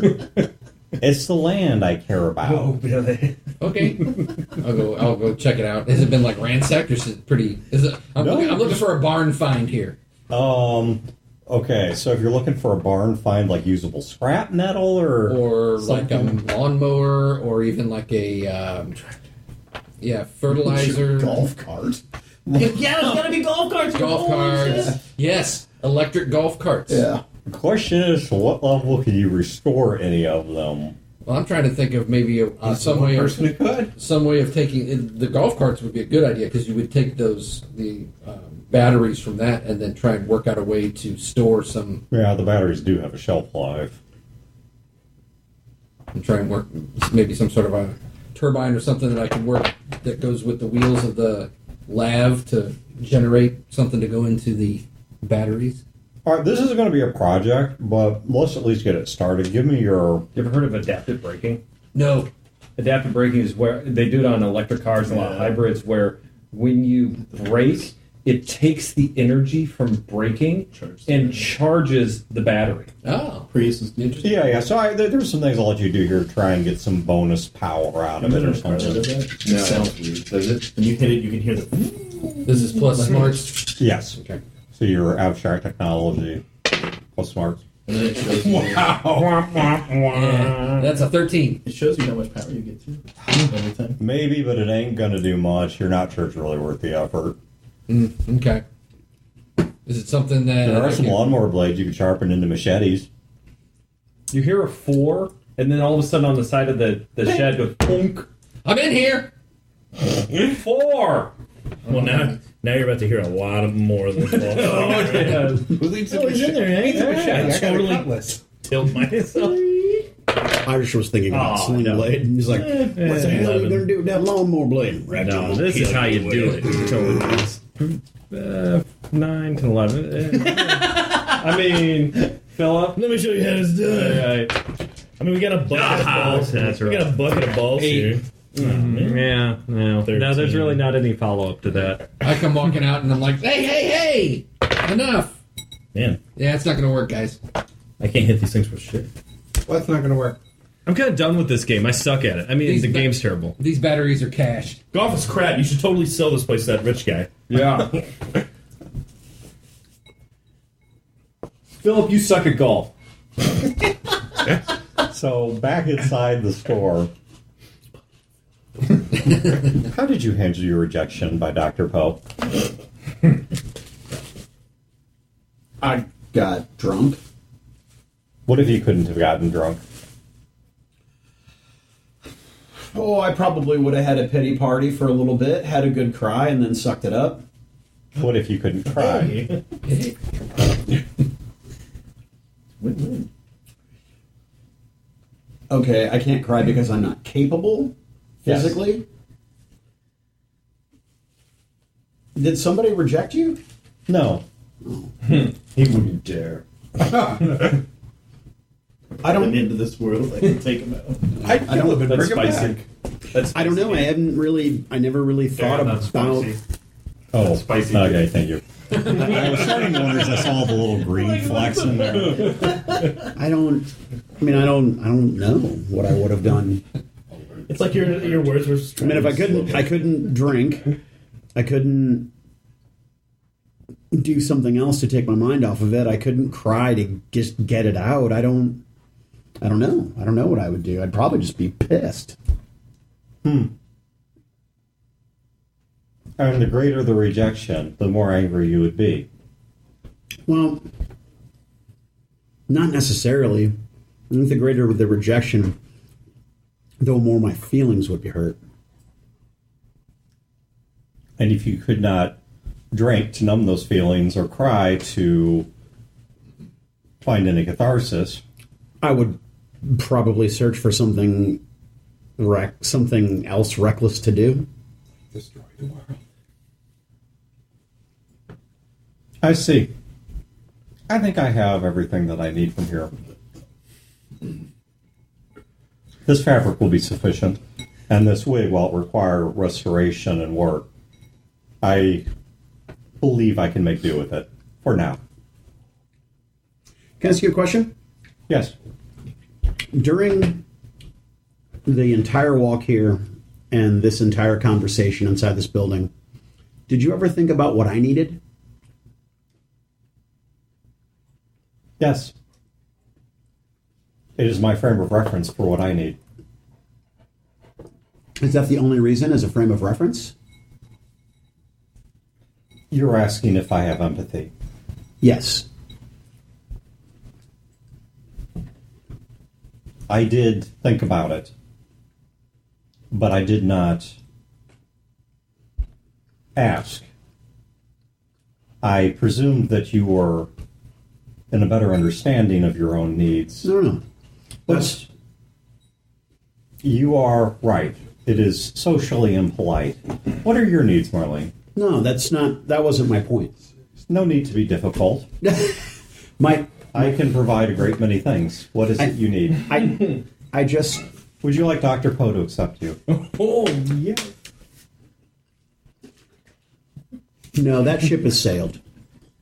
You cannot lose hope.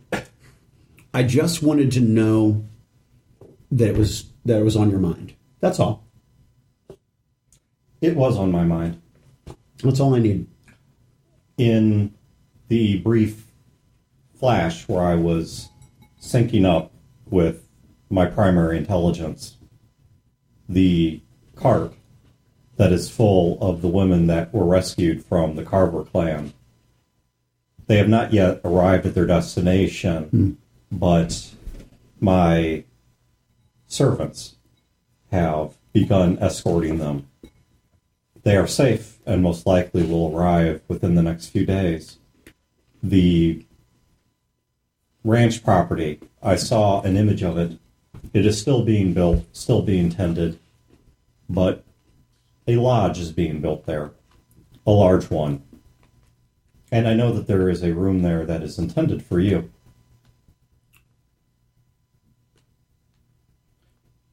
Please understand that there is a limit to the number of things I can think about, as the processors in this body are substantially more limited than those in my main array.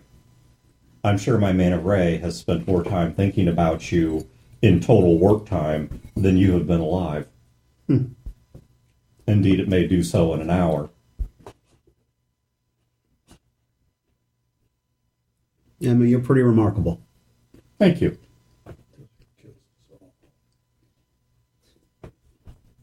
Well, thank you. All right, we better get back and see what those shitheads have done. Marlene's becoming the technology whisperer. Her ranch seems like the place where you tell kids where your dead dog goes. Oh, yeah. Right? It 100% is like, oh, it's going to be great. It's green pastures. It's been around. Meanwhile, they're Matrix batteried. Yeah, they're all just in these giant human artificial womb things. Just because. Yeah.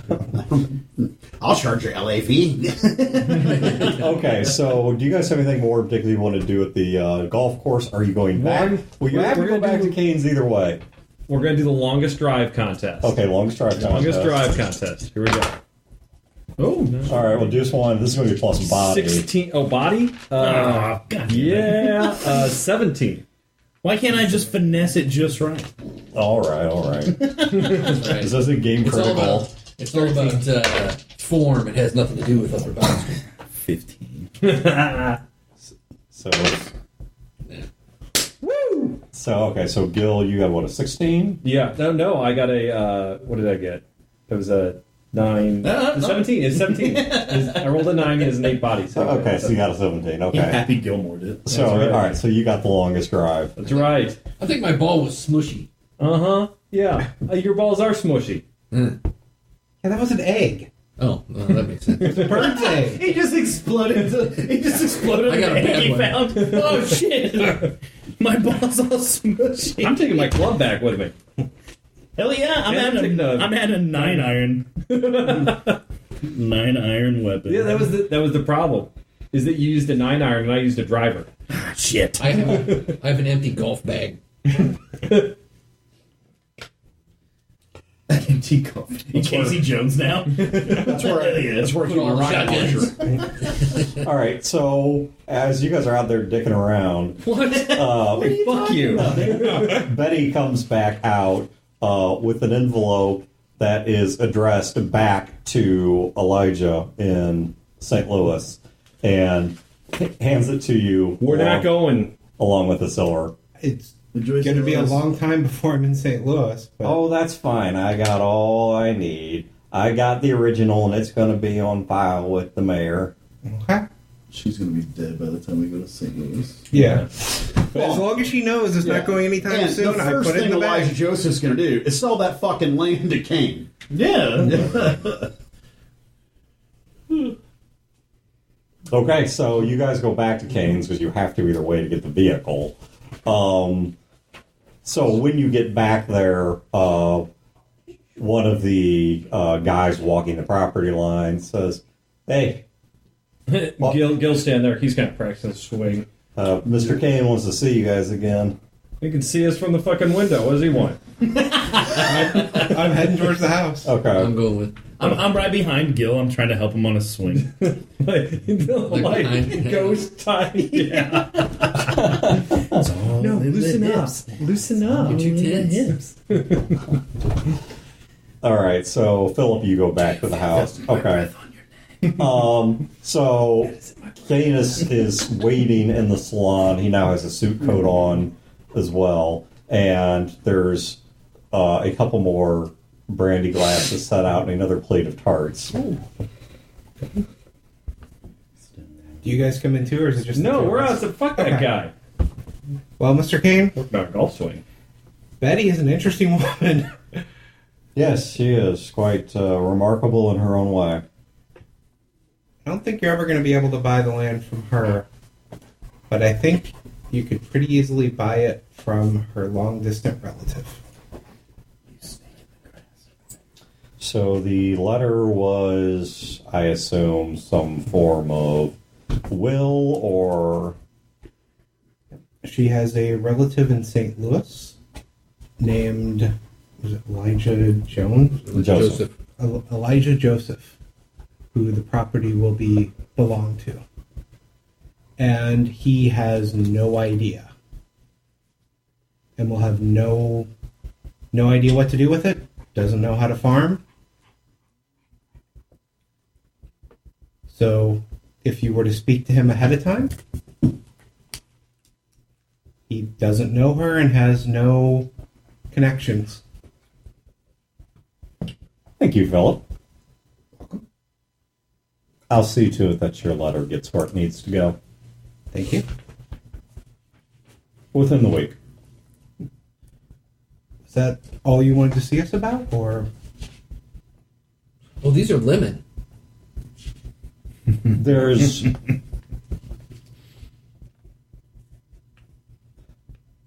I might be able to offer some advice, but you would...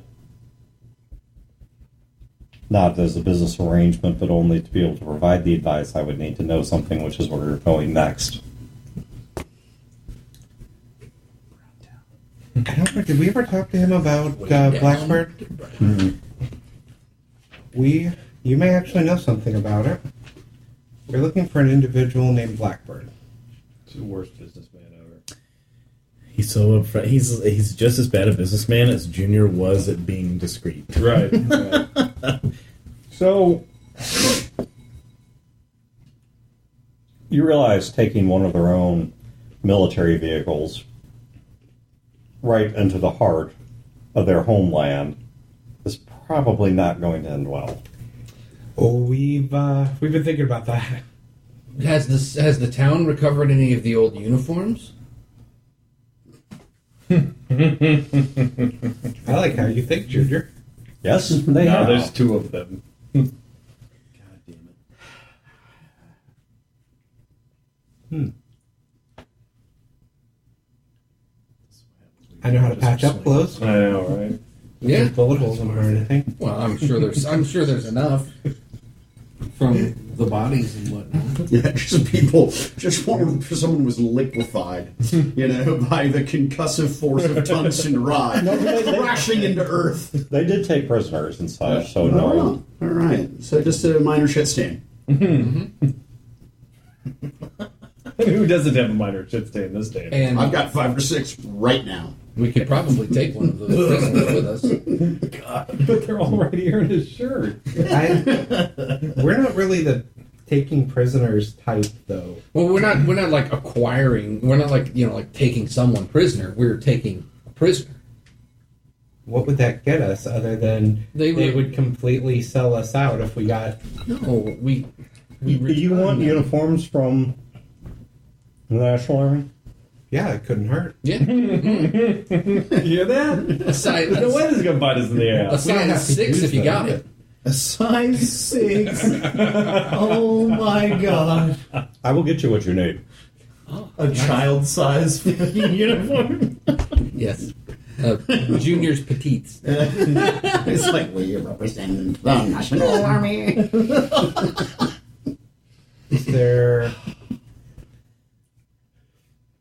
Is there anything that we could potentially tell them if we get stopped? I'm not familiar with their security protocols. I just have a personal request. No trade here, just a request. Sure. What's the request? Listen to them before you start shooting. I'd be happy to. We'll have to keep an eye on Gil. 4! Gil doesn't like to shoot people. He just likes to punch them. And I hear he likes to get shot in the arm himself a lot. Well, it just happens that way. I hit a window.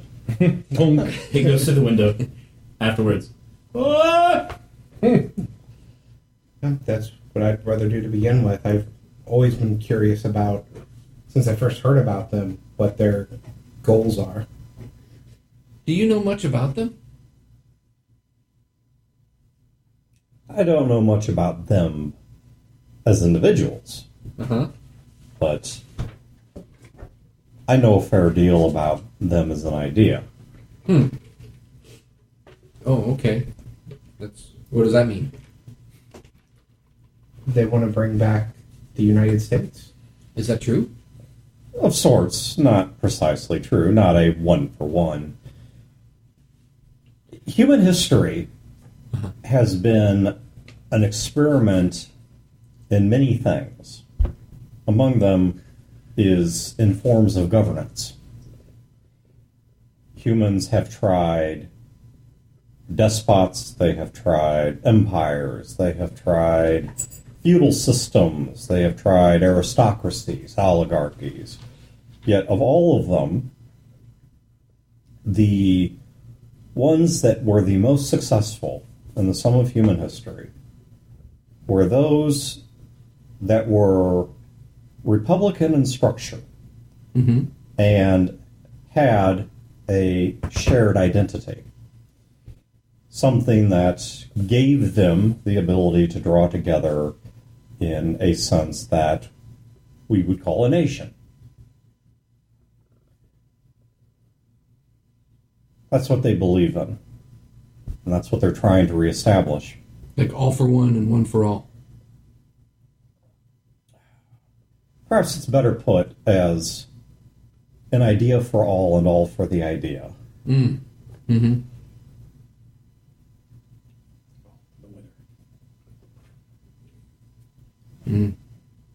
the people that the towns that have joined them, they get representation. They become part of it, not just ruled by it like St. Louis does. Because everybody wants to belong to something. St. Louis has a very distinct outside and inside. Those that are in the machine, even within the machine, those are at the top versus those that are at the lesser positions.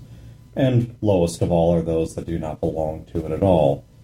In this system, everyone belongs in as equal of a manner as I think that it is possible for human nature to create.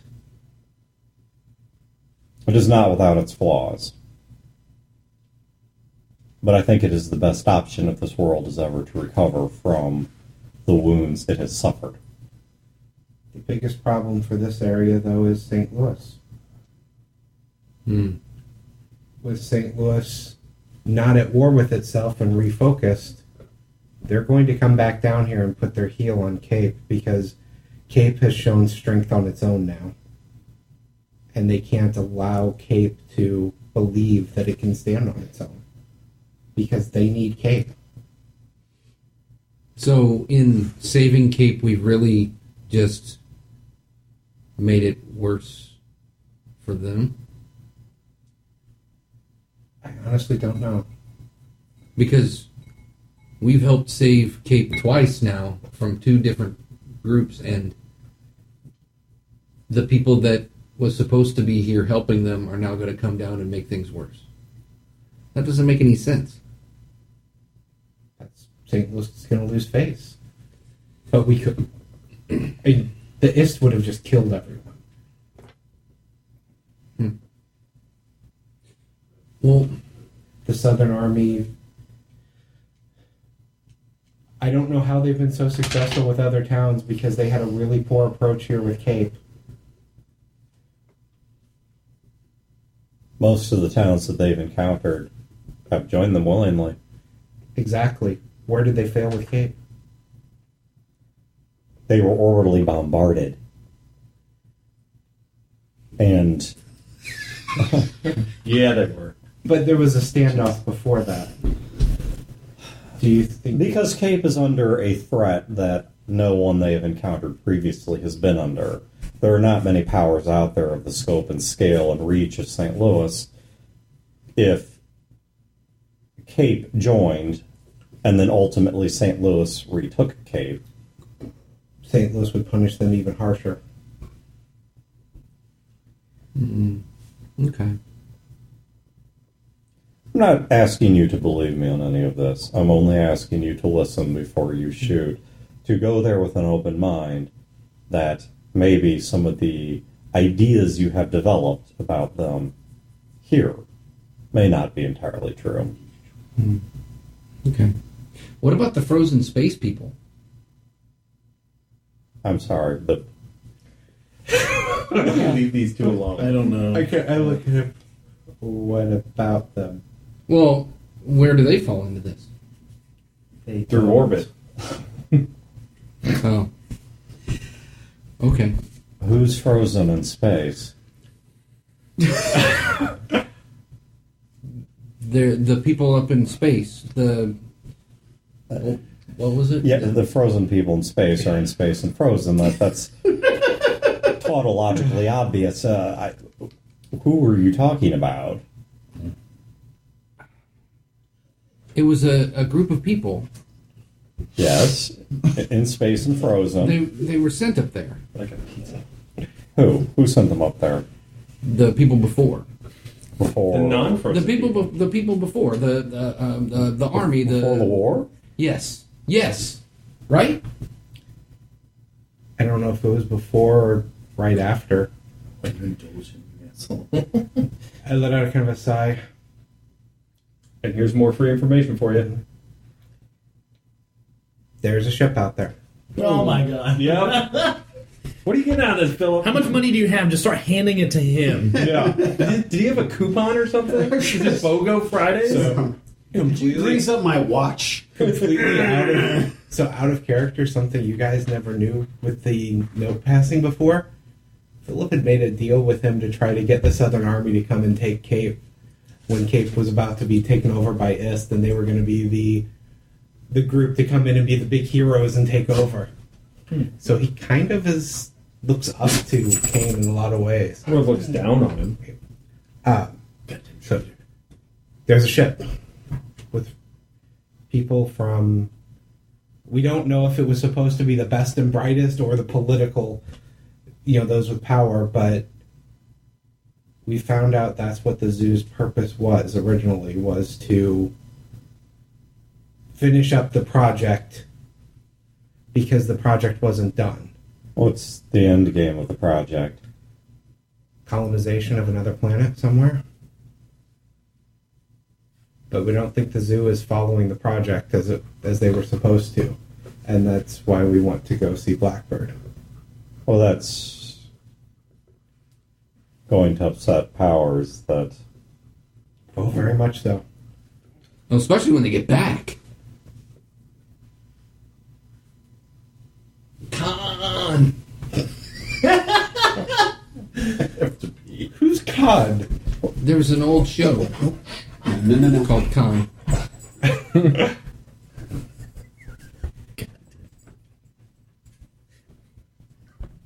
Are they coming back now? The ship's coming here, yes. How soon? That I'm not sure on. Yesterday. Let's see that manual again. I hand the manual over again. But see, that's why we need to talk to the Southern Army. He takes the manual and starts flipping through it. Mm-hmm. The Southern Army has a communication array that would be capable of talking to the ship so we can find some of this out. Apparently the people that... At this point, the Spider, his people handed this over to them. Do you understand what that means? This book. You think it was meant for them? It's... You said these weapons and these books were given to the townspeople to fight the Is. Mm-hmm. If somebody would have come with a password, they would have handed it over. Or somebody comes and says the town is in trouble, they hand him over. This book... Are you familiar with the difference between symmetric and asymmetric warfare? Yes. This book is about asymmetric warfare on the side of the town. Right. Right now, the Is are the asymmetric force. They are the ones that fight through tactics of raiding and terror and so on. That was our first thought, is that the IST isn't the type of force that this manual was built to fight against. It was built to fight against organized. This is a manual designed to teach people how to fight not just an organized force, but a substantially superior force. And we know the zoo was responsible for smuggling it here. He hands it back to you. The town has at least 29 more of these. If this is what I think it is and means what I think it means, it would behoove you to work very hard to start making powerful friends very quickly. Like you? Oh, more powerful than me. Oh, well, who do you recommend? Start by listening to what they have to say. Okay.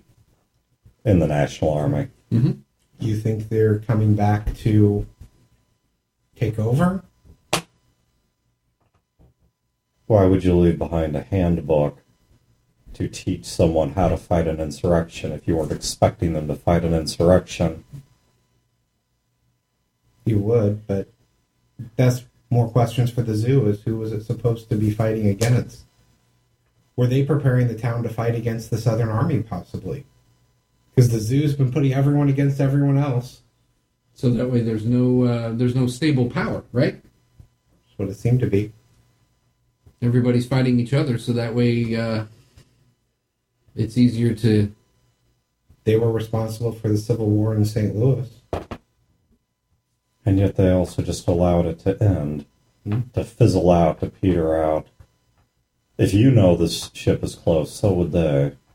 In fact, they would probably have a more precise idea of where it is than you do. We know they were working with the Southern Army.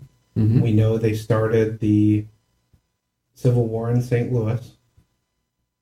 Mm-hmm. We know that they smuggled these guns here. Mm-hmm. It doesn't all add up or make sense, though. I'll get your letter there faster than a week. Do what it takes to get to see Blackbird. That's our plan. You're going across the border in an obvious way. I'll do what I can to help mask you. But don't go down there and pick a fight. You cannot possibly win. That's nobody's intention. They want to avoid fighting as much as possible and get to Blackbird.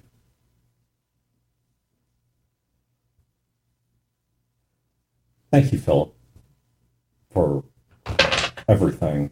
You've given me a lot to think about. I will find a way to repay you. But in the interim, I will give you the one thing I have, which is I will get your letter to your family as quickly as I can. Thank you, sir. Do you have any spare batteries we could use for the trip? So that way we don't have to stop and recharge so frequently. I don't have many, but I can give you a place where you could find some. Okay. And I can give you a letter of sale that upon presentation will give you precisely what you need, presuming they have it. What? He said, when I walked back in, I heard they have 29 more of these. Oh, it's the guerrilla manual. Oh, gotcha. Guerrilla warfare manual. I'm trying to check where it says. Okay. That's what he was talking about for insurrection. Yep. I wake up in the morning with an insurrection. I'm assuming somebody's talking about. Oh no, that was Star Trek as well. We go from con to insurrection. Oh my god! What a bunch of nerds! Fucking nerds. One second. Does Marlene come back? I don't know. I mean, I might be scissoring a robot. I mean, you know. Why would you do that? There are vibrations in her hand. Yeah, she's a walking She's Sibian. anyway. What are you talking about?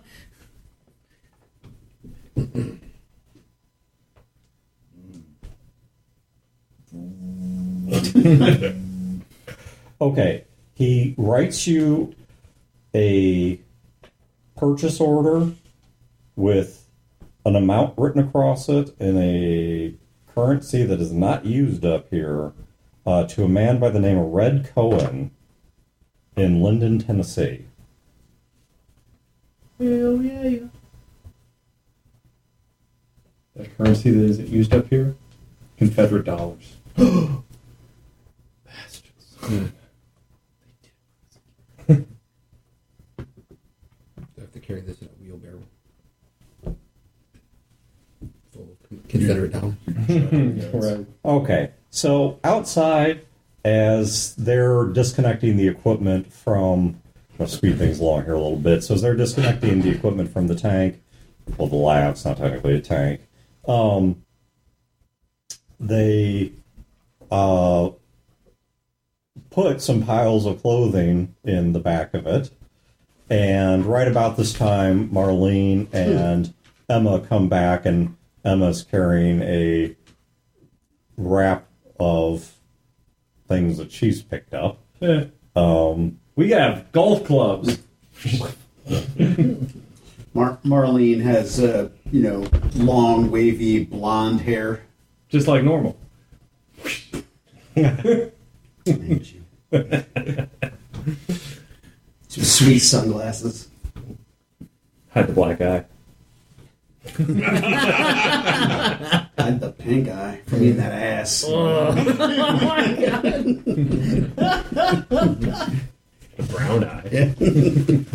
Okay, so right, so the lab is closed up. It's ready to get underway. So you've got it fully charged now.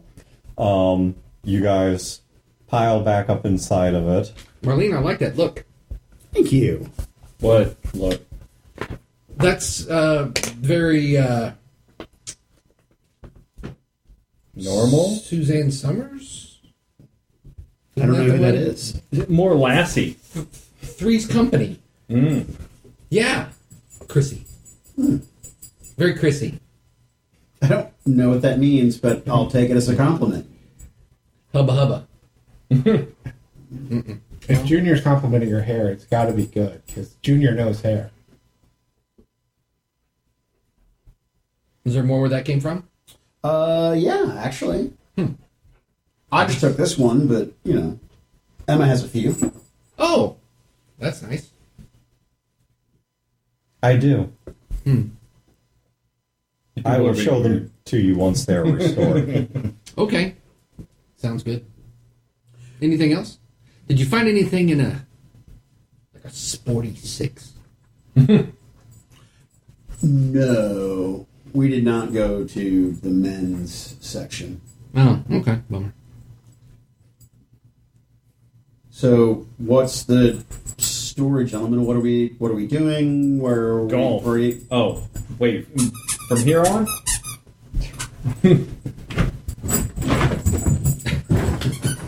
What do you bet he comes back? Oh, look at that! He's a fucking dog! Who knew? Normally I hate being condescending to, but that was wonderful. It really was.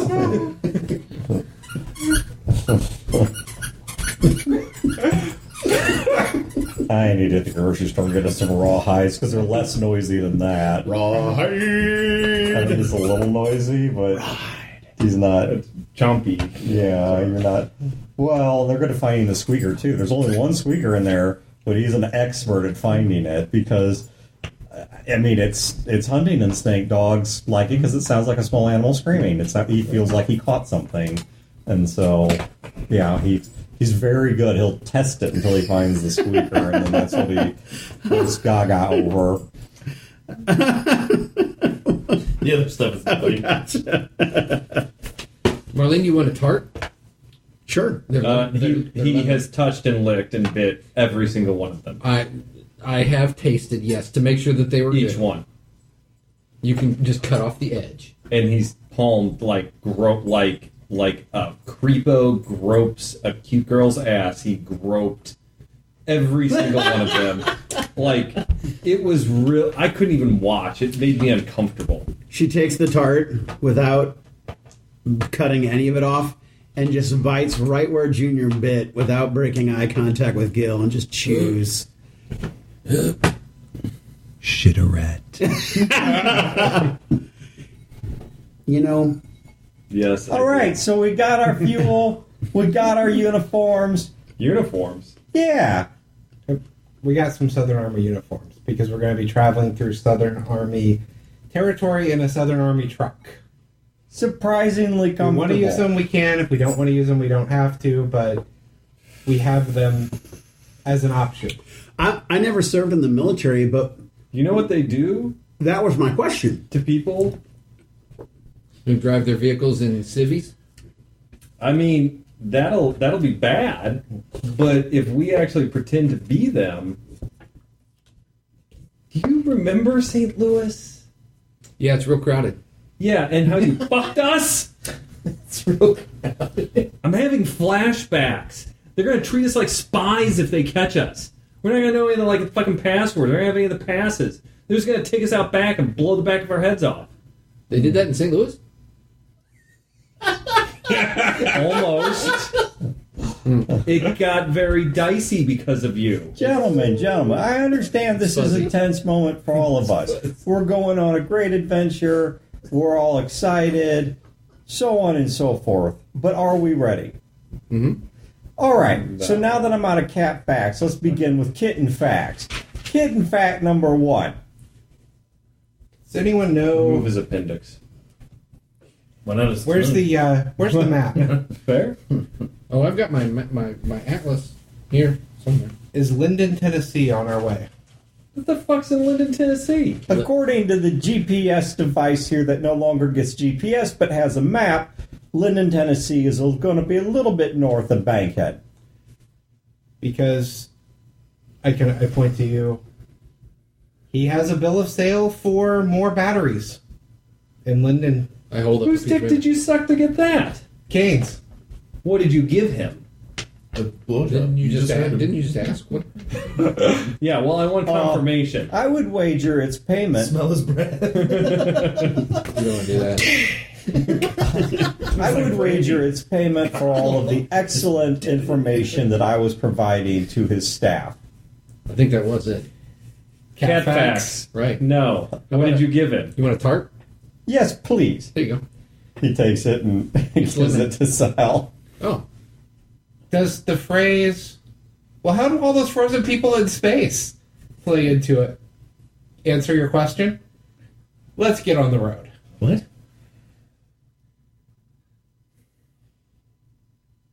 All right, let's go. I don't get it. They told him, the information broker, who has his hands in everything, who we don't know, like, whose side he's on. They just told him everything. All of it. That sounds par for the course. Get the fuck out of the goddamn All right, let's putter on Are our you way. fucking assholes can pun all day, every day. I can get bombarded with goddamn cat facts. I make one fucking topical pun, and you look at me like I'm an asshole. Fine. You're on the ball. He hasn't. Ha. Ha. He hasn't been told everything. Oh, yeah. But Uh-huh. but the bomb was dropped of. Baby. What about all those people in space? He seemed to put it all together, which was Yeah, because he's probably working for the zoo. I don't think No. so. I don't think he is. I don't think so. Out of character, I wouldn't fucking believe you guys if you were both like, no, I don't think so. There's no way. No, I don't think so. I think he's a stand-up guy. Yeah, he's a stand-up guy. I mean, have you seen his face? He's a white guy with a nice smile. He owns everything. He's trying to buy land from a fucking old woman. He's a rich guy. They don't lie. The zoo is working at cross purposes from him. What? Okay. What's his purpose? What's he doing? Well, it got us a bill of sale. No. What's his purpose? What's he doing? He is a idealist, true believer that believes in the tenets of the Southern Army and wants them to sweep over the rest of the country. So he was going to sell out the town. So did Junior tell him about Spider tell him about how we were responsible for the tungsten rods slamming into the Southern Army to which he is aligned? I seem to already know that. Great. Yeah, he was the only one that mentioned the tungsten rods. But did he know that we were responsible for it? He didn't actually say, He just inferred it. and we didn't confirm. No. Nothing was mentioned about Dragon, about Herman, about quite a few things. Because if we get stopped by the Southern Army, our only hope is that they believe that St. Louis actually was responsible for that whole thing. Well, he said that Even if they don't, if we're wearing their uniforms, they're just going to kill us. that's pessimistic. The uniforms were his idea. I had that same thought of they may just kill us if we're wearing them. So I say, if they give them to us, they're in a box. I mean, at the We don't very have to least, wear them. we can take the truck and we can paint it. We can paint a fucking flaming shark on it and say we just found it. No. Yes. That's dead. That dream is dead. No. We need a new dream. A new, well, okay. flaming You can't relive the past. Maybe Says the resurrected guy. I'm not sure I like the idea of a flaming cat. A cat on fire is a little bit of a shocking image. What about lightning coming out of its paws and eyes? What about a snake on A fire? 'Cause wizard that cat. snake was Yeah. I think a wizard cat is a fantastic idea. with a golf club airbrushed on the side with the lightning coming out of it. No, Could be but instead. perhaps a wand. Because you think about cats, but you don't think about a cat coming at you and saying, "Oh shit, that cat is a wizard." Because that Parker, I gotta get changes, something. that changes everything. Pussy wizard. I mean, you expect cats, and you think cats are amazing creatures, and you run through all of the cat facts you know, but you don't think, "Oh no, this cat is in fact also a wizard." I would never think that, yeah. But now, when you look at our vehicle, you will think that. It'll make you think twice. Oh, it'll make you think only once. And you will say, no. The first cat fact is I am not going to fight a cat wizard. Because then they'd eat you. Oh, they might eat you, but that would only be after they strike you with a lightning bolt and or magic missile, or perhaps a spray of colors to confuse you. God, I hate color spray. And they will see Sal, and they will say, if there was a cat that was a wizard, surely this is it. He needs a pointy hat. He does. You make frilly froofy things. I could probably try. Can you make my cat a hat that he will wear? And he will then be a cat in a hat who might be a wizard to our enemies. Yes. You know, the only thing in this world worse than an ist are people that put fucking clothes on animals. But they get cold. Oh! So passionate about I suddenly understand why you rejected Dr. Poe. When clothing on animals bothers you that much, okay, I don't support that. But there are too few of us left for me to, do what they would have done in the old days over this. When Tony drives, does he hold the cat when he drives? No, the cat typically sits in his lap or in the passenger seat if nobody's in it. I thought he was like one of those stretch pants girls driving with their little dog. No. No, that's me. Actually, in the real world, driving along with my dog on my driver's side window, and he's just out, and I'm holding on to him driving. Yeah. All right. So I agree with Gil that we can't pass for Southern Army, and that putting on the uniforms would be a horrible idea. Like I said, he gave them to us. We don't have to use them. I don't think we should use them. I do think we should pick up these batteries so we can go longer without having to recharge. Everyone wants to go longer. Well, it's as a young man's game. Yeah. So how for me? That's what I was trying to ask Tony is this along the way? Because if it's like a day out of the way, maybe it's not worth it. Those batteries might only last us an extra day. Or we could hit it on the way out or the way back, so that way we don't have to stop and recharge if we're on the run or something. So, how far out of the way is it, Tony? I don't know. I mean, I know roughly, but it is.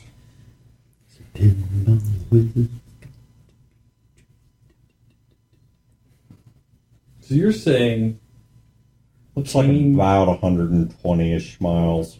Cain works for the Southern Army? Or he's just on the side of the Southern Army? On the side. He is, I said, he's an idealist. As much as he comes off as a practical, he is a idealist. He believes in their ideas. And what are their ideas? It's the idea of trying to rebuild the U.S. type government. Like murdering an entire town to take it over? One person, one vote kind of person. That hasn't been how they've been taking over their towns.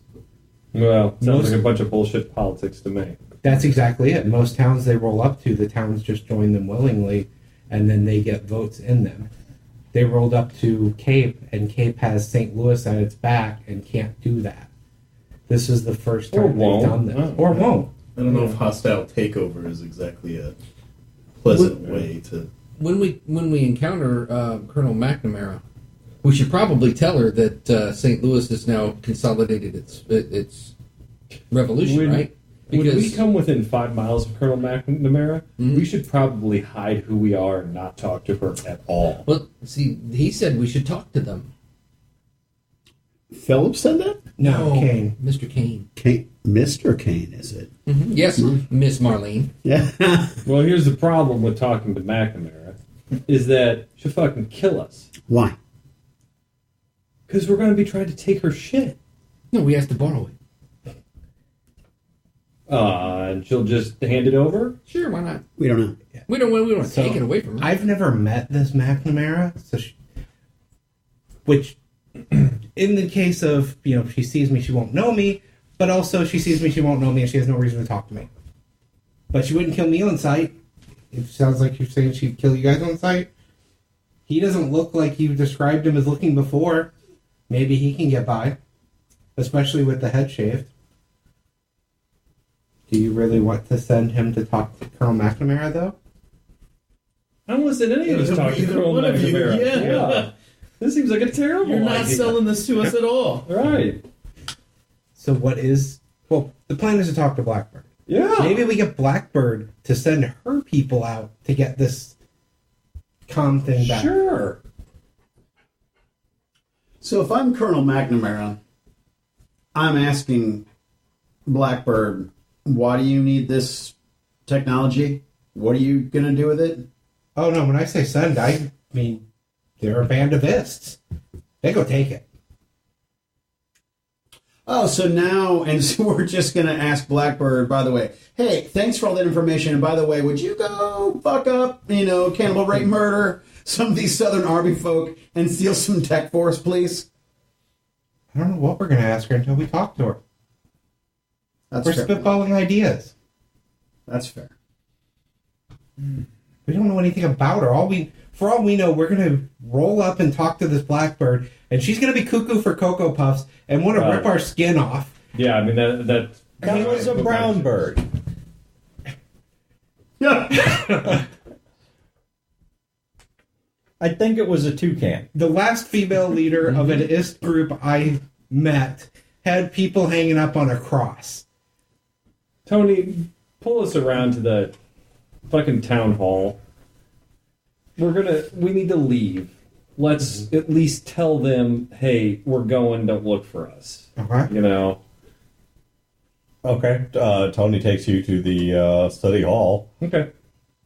There's a couple of people hanging around out front. Sheriff Norton's talking to someone you don't recognize. I go up to Sheriff Norton. Okay. I'm like, gentlemen. So we're taking off. We're going to be... Actually, a bit surprised to see you. Thought you had taken off. Yeah, well, we left and we came back, and now we're leaving. But we're leaving for good, so... It's been real. I appreciate everything you've done for us. And Gil, holds out his hand, shakes his hand, passes a note. Okay. I appreciate everything you've done for us, and I'm gonna miss you guys. I hope you stop back by at some point. Well, Aw. it would be nice. I hope we can pass through here again as well. Good luck. Did you want to tell him everything too? No? Good. Let's go. Why are you aiming at me when he's the one that dropped Both this of thing? you! Both of you can't keep your goddamn mouths shut. Oh my god. What do you do once it's already dropped? Once it's already out there, Grab his kinda have ear nothing else and to do. twist. It distracts them. Then you can leave. well, you didn't tell me the secret button before. He's easily dismissed. Marlene's just outside, leaning up against the LAV, having a cigarette. So obviously, some things never change. You guys said frozen people in space, and you think that, oh no, We don't say this in front of the show. No. Well, where are you? We're then? walking back. Okay. he knows about it now because he said some words? No! That sounds fucking crazy! You covered the fuck up with him being crazy! And look at him. It's a You don't go, cell. he's absolutely right, let me explain to you why there's frozen people in space and how we know that information. By the way, half your crew is from space and wanted. Dead. Because we're from space. Hey, I don't think that King guy is after us. Probably not. Don't know. The funny thing is, that's the one thing you go around telling everyone. Yeah. Because it sounds fucking crazy! No one believes that shit! Yeah. Yeah, it's actually it's obfuscation 101.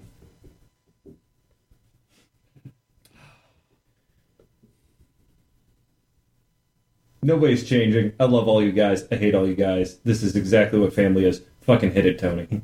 Fucking hit him. He slaps some sunglasses down. Those are women's sunglasses, Tony. And they look great, Tony. It really Don't let him shame you.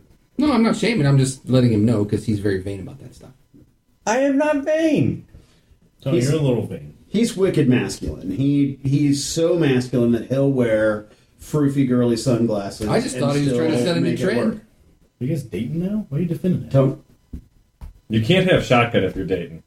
I have shotgun. New rule. No one can have shotgun. First of all, Shotgun has to hear about cats. well, if he keeps up on this road, I kissed him one time to get him to shut up. Oh man, I'm sorry.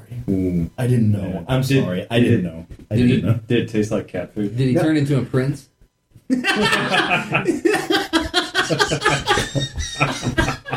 you know, Damn. Gil gets up, walks up. All right, that was good. That was a whole other level. That's good. I will stop this vehicle and turn it around.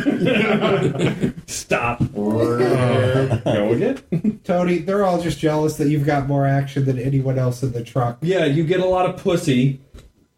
Do you know where that word came from? Pussycat. Yeah, I mean that's pretty much it. But I was thinking we could drag that out for you. No. We know you will. All right, so we crossing at the Commerce Cult. Yeah, Dyersburg. Dyersburg. Well, Yeah, crossing at Dyersburg. Dyersburg, or do you want to go down to Memphis? No, I don't like Memphis barbecue. Yeah. Actually, no guilt doesn't say that because he didn't know what that is. So I say we cross here. So before we start dealing with anyone from the Southern Army, we get away from these people that may have seen you and get the people that have never met you. Yeah. It's always good to meet people who've never met you. They don't want to quite kill you yet. Exactly. Until they've met you. Until they met us. Yeah, and as a general rule, when you tell them you're from space, they don't believe you because that's fucking crazy. Right. Where do they get that? Why doesn't anybody else get that? Sometimes the truth is stranger than fiction. Except when Junior says things, people always believe him. Yeah, Okay. because he keeps talking, and then he explains it and lays it out for you. People, with rare exception, just want to see what they want to see. Is this a magic thing? And it's just a life thing. Oh. Gil But can it is also magic. Gil can tell people that he's from space till he's blue in the face because it sounds fucking stupid coming from Gil. Mm-hmm. And people naturally don't like me. You have a way of saying true things that sound fucking stupid from anybody else's mouth, but they sound true from you. Because you say them with conviction. You believe them. Because it's true. Don't tell people the fucking truth. Marlene, Whoa, you don't hold on, want, back. you don't like Pump the liars. brakes. No. Pump the brakes a little bit. Because we've been down that road before. Yeah, we've got Honest Junior now. Okay. And that's actually a breath of fresh air. You know what? You're right, Junior. I'm wrong. No, you're not wrong. You're not wrong. No, it was a pump the brakes, not the hit the emergency brake. Just slow your flow, girl. You're doing good. It's a slippery slope. You're on an edge. Just be careful. Balance yourself. Yeah. Don't tell people that they're from. How about this, Junior? Because I gotta tell you, Emma's really starting to bring me around. Oh. And but don't talk. Just where we're going now. Just don't talk about space. Don't talk about. Just don't talk about space. If it is not terrestrial, if it is not from Earth, just don't talk about it. Yeah. That's a good rule. Yeah. Outside this group. That's a good rule. Yeah. And don't tell anyone about Emma. But she's right here. Yeah. Don't do that. But if she's not there, don't tell anyone Don't worry. about her. If anyone outside the group asks about Emma, any of us will cover for you. You can just smile and wink at them. That'll really creep them out. I can't wait. It's to protect Emma. Isn't that lying by omission? No. Because You're just not divulging anything. yeah, it's called choosing not to speak. You have a right not to say anything. You know how there are a lot of people out there that want the 3 of you dead? 4 of you? Point to Tony. Oh, yeah. Yeah. Uh-huh. There's a lot more people that will want Emma dead if they find out about her. Worse. So that's why we don't talk about Emma. Because we don't want the wrong people to find out Emma exists, because they will try to hunt her down, and then she'll have to fight back, and a lot of people will be killed in the process. It's to protect Emma. Okay. Oh, that's one of those junior okays, man. Junior compromise. Okay. Whatever you say. Do you guys want to stop here, or do you want to continue for another plot point or two? It's 11 o'clock. I can go a little bit longer, but it does seem like a good stopping point. Unless the next one is going to be like long. Unless you can do a quick hit. No, because obviously there's going to be some moments of truth once you hit that bridge. The literal bridge. We saved you for this one game. You're Congratulations! Roll for heart attack. Maybe we do need one more plot point. Marley's still alive. We need one more plot I'm good. Oh no! Wait, is this body? I don't know. Wait, are we rolling high or low? I got an 18 for not having a heart attack. Are we rolling high or low? I'm trying to not have a heart attack. Yeah, what does that mean? You just gotta roll, man. Okay, roll it. Okay, Just roll it. Okay, no! Stay with us. Don't quit on me yet. With your fucking 4. I made my most important note. Junior is forbidden from talking about space outside the party. And in his Emma notes, is not space. Toad's going to talk about space outside the party. Toad's going to talk about Emma in space while wearing an enemy uniform and lying that I am outside of the party. I'm from Jacksonville. I'm the president of Jacksonville. Look at my Southern Army uniform. Wow, isn't it fetching?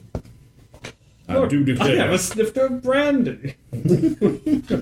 I did keep that. Well, depending on what Tony did with it, I guess. It wouldn't get rid of it. So, Thanks, Tony. Have you ever drank cat piss out of a snifter? It's a very interesting. Tony's just getting high all day with cat piss. So the funny thing is, when I went in for the conversation with Kate, at first I thought I wasn't going to be able to just spill everything because I thought you guys were going to come in. But then I thought about it. Junior came with me. I thought about stopping in there with the I don't club even and asking have if you to. guys wanted to join. Again, it's the difference between Gil and Lee. If Lee was here, oh fuck yeah, he'd be all over that shit. Yep. Gil, on the other hand, We're too busy Fuck him. perfecting our swings. Yeah, I love that though because I had that thought of, well, if he's with me, I can't just spill everything. Hey. And then there he is. There was a look on Wayne's face when I said it. He goes, like his eyes lit up and went, "Oh!" So That makes it easier. And I genuinely do not remember when. So if Philip went to Cain and said, "Hey, can you get the Southern Army to come in and save Cain?" Yep. So basically, what happened? You remember when we came into town that first time, and from everyone the A said, game or the B game? "This is the B game." It's not even the first time we came into town, but we came into town, and you guys are like, "We need to get some stuff ready. Be slow. Take about an hour to get there and tell people." What my 1 hour is spent telling Cain everything, asking him if the Southern Army contacts I believe he has can help. Over again. Otherwise, giving him time to act. And then in another note, it's telling him they could come in as the heroes to rescue the town from the Ist. That was his attempt to save the town from the Ist because we didn't know about the weapons yet. Why didn't Philip try to stop Gil from launching the tungsten rockets? That is exactly the direction that I was going. That wasn't a siding with the Southern Army. That was the Ist are about to come in and kill the town. This was after the. Yeah, this was after that. So this was after we nuked him? Yeah, I mean, gotcha. not nuked. This was after that. Oh. Yeah. No, it was he was trying to save the town, and the only way he could think to do it at that point was Grok. what's left of them can come up and save. Yeah, because I thought that occurred before the tungsten rotting, right? And I was like, why wouldn't Philip have just fought vehemently against this point? No, originally what he wanted, And at that point too, I'm sorry. Philip's original goal, going back to the first A game, was get the town powerful enough it can stand on its own and not be beholden to the Southern Army or St. Louis, because then Herman could eventually. That would have been do really that. interesting if he had, because Gil was looking for any reason not to do it, and Philip could have convinced him not to do it. But at that point, like I said, he's looking to save the town, and the Southern Army is going to roll up into the town. This reaching out to the Southern Army was more the Ist are about to kill him. St. Louis isn't going to save them. The only way to save them is to hand them over to the Southern Army and have the Southern Army come in, knowing that Cain is an idealist, that Cain would jump at the idea, thinking that Cain would jump at the idea of the Southern Army as the conquering heroes in to save the town. Yeah. He was trying, very poorly because he's not a master manipulator, he was trying to manipulate Cain into using the Southern Army to rescue the town because he couldn't think of any other way to save the town at that point. Yeah, it makes sense. Structurally, this game, it struck me as something that I've never liked in gaming, but I think it is necessary to storytelling, which is a bridge game, where you have a big plot point that happens over here, and there's a big plot point that's going to happen over here, but somehow you have to get between the two, whether that's in terms of distance or time or personal priors, whatever it is that transitions you.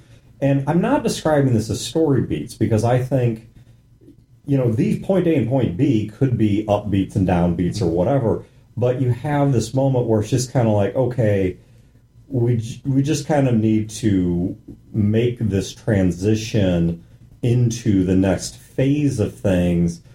And on the surface, I've always disliked them because they feel kind of like boring games, and it feels like I ought to be doing more to keep some things going.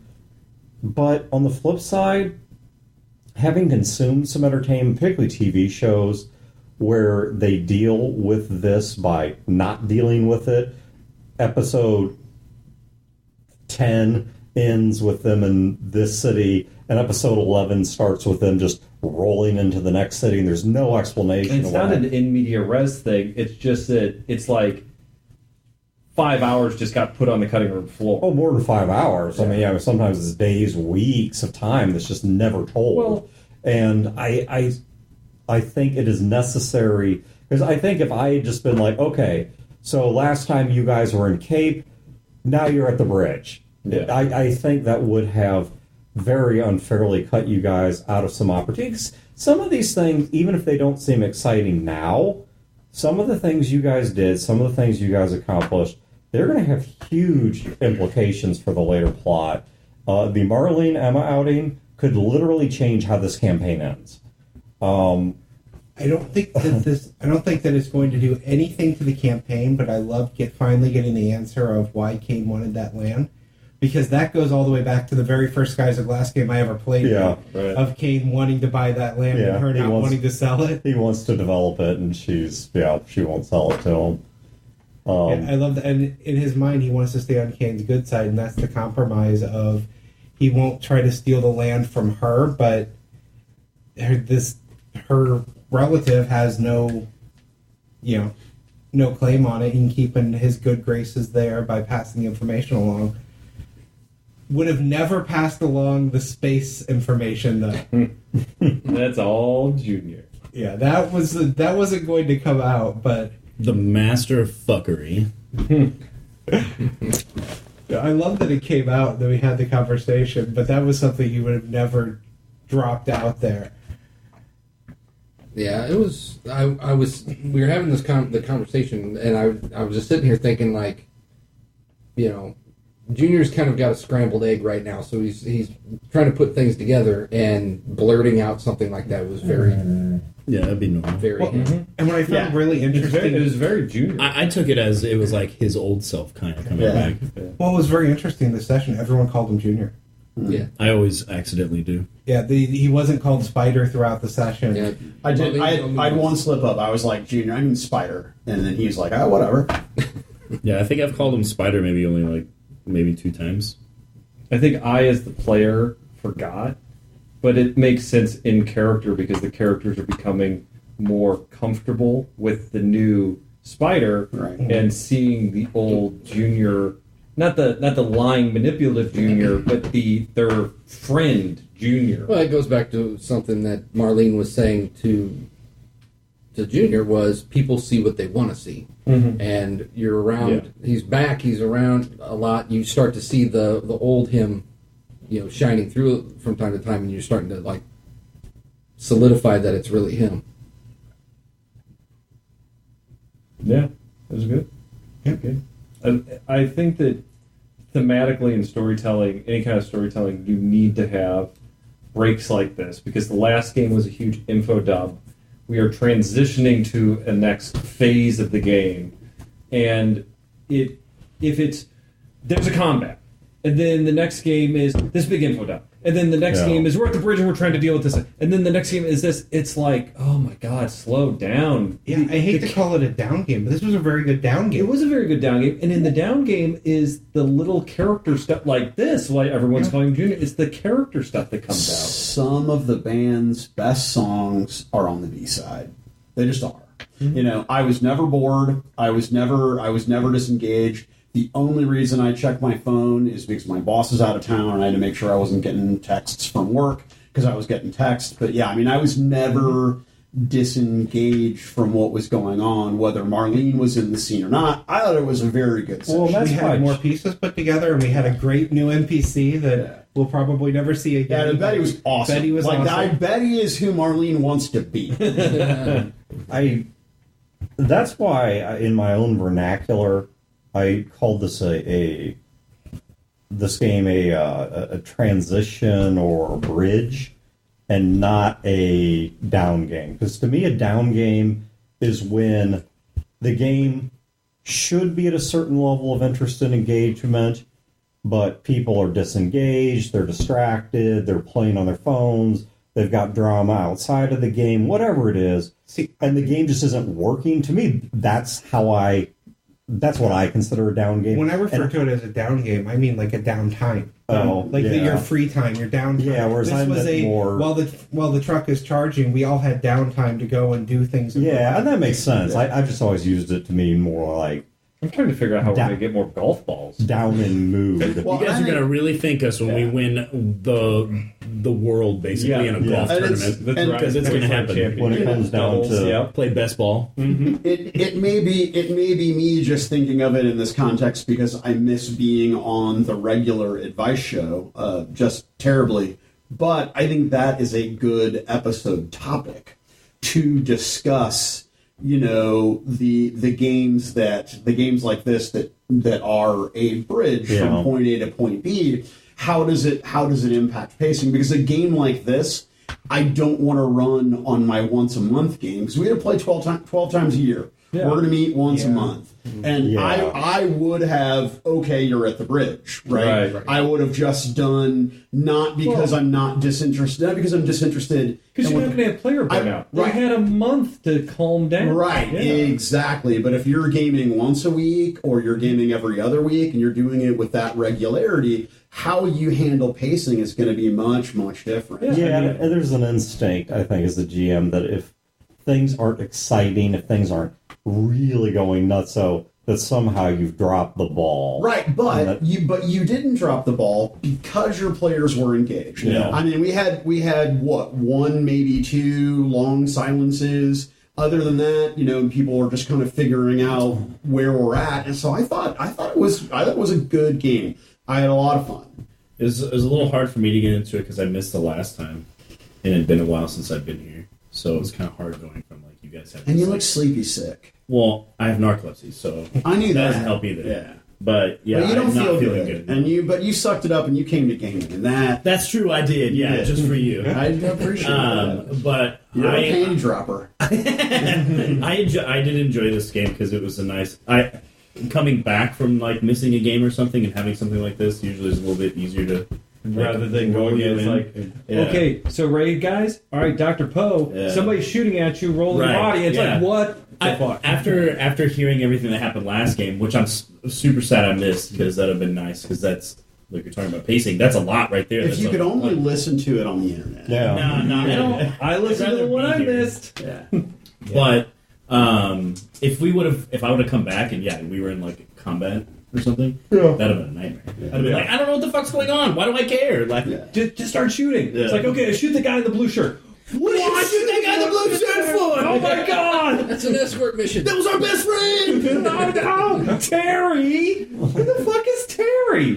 Terry! I've been like, look, Doc, I got a bullet in my vag. All right, I need you to go down there. I need you to It's like a snake bite. I need you to massage it. Just remember, everything important happens at the top. I have to massage with my mouth. I want you talking 9 holes. I was like, what? Bitch is going to pee? I'm like, you either. What is going on?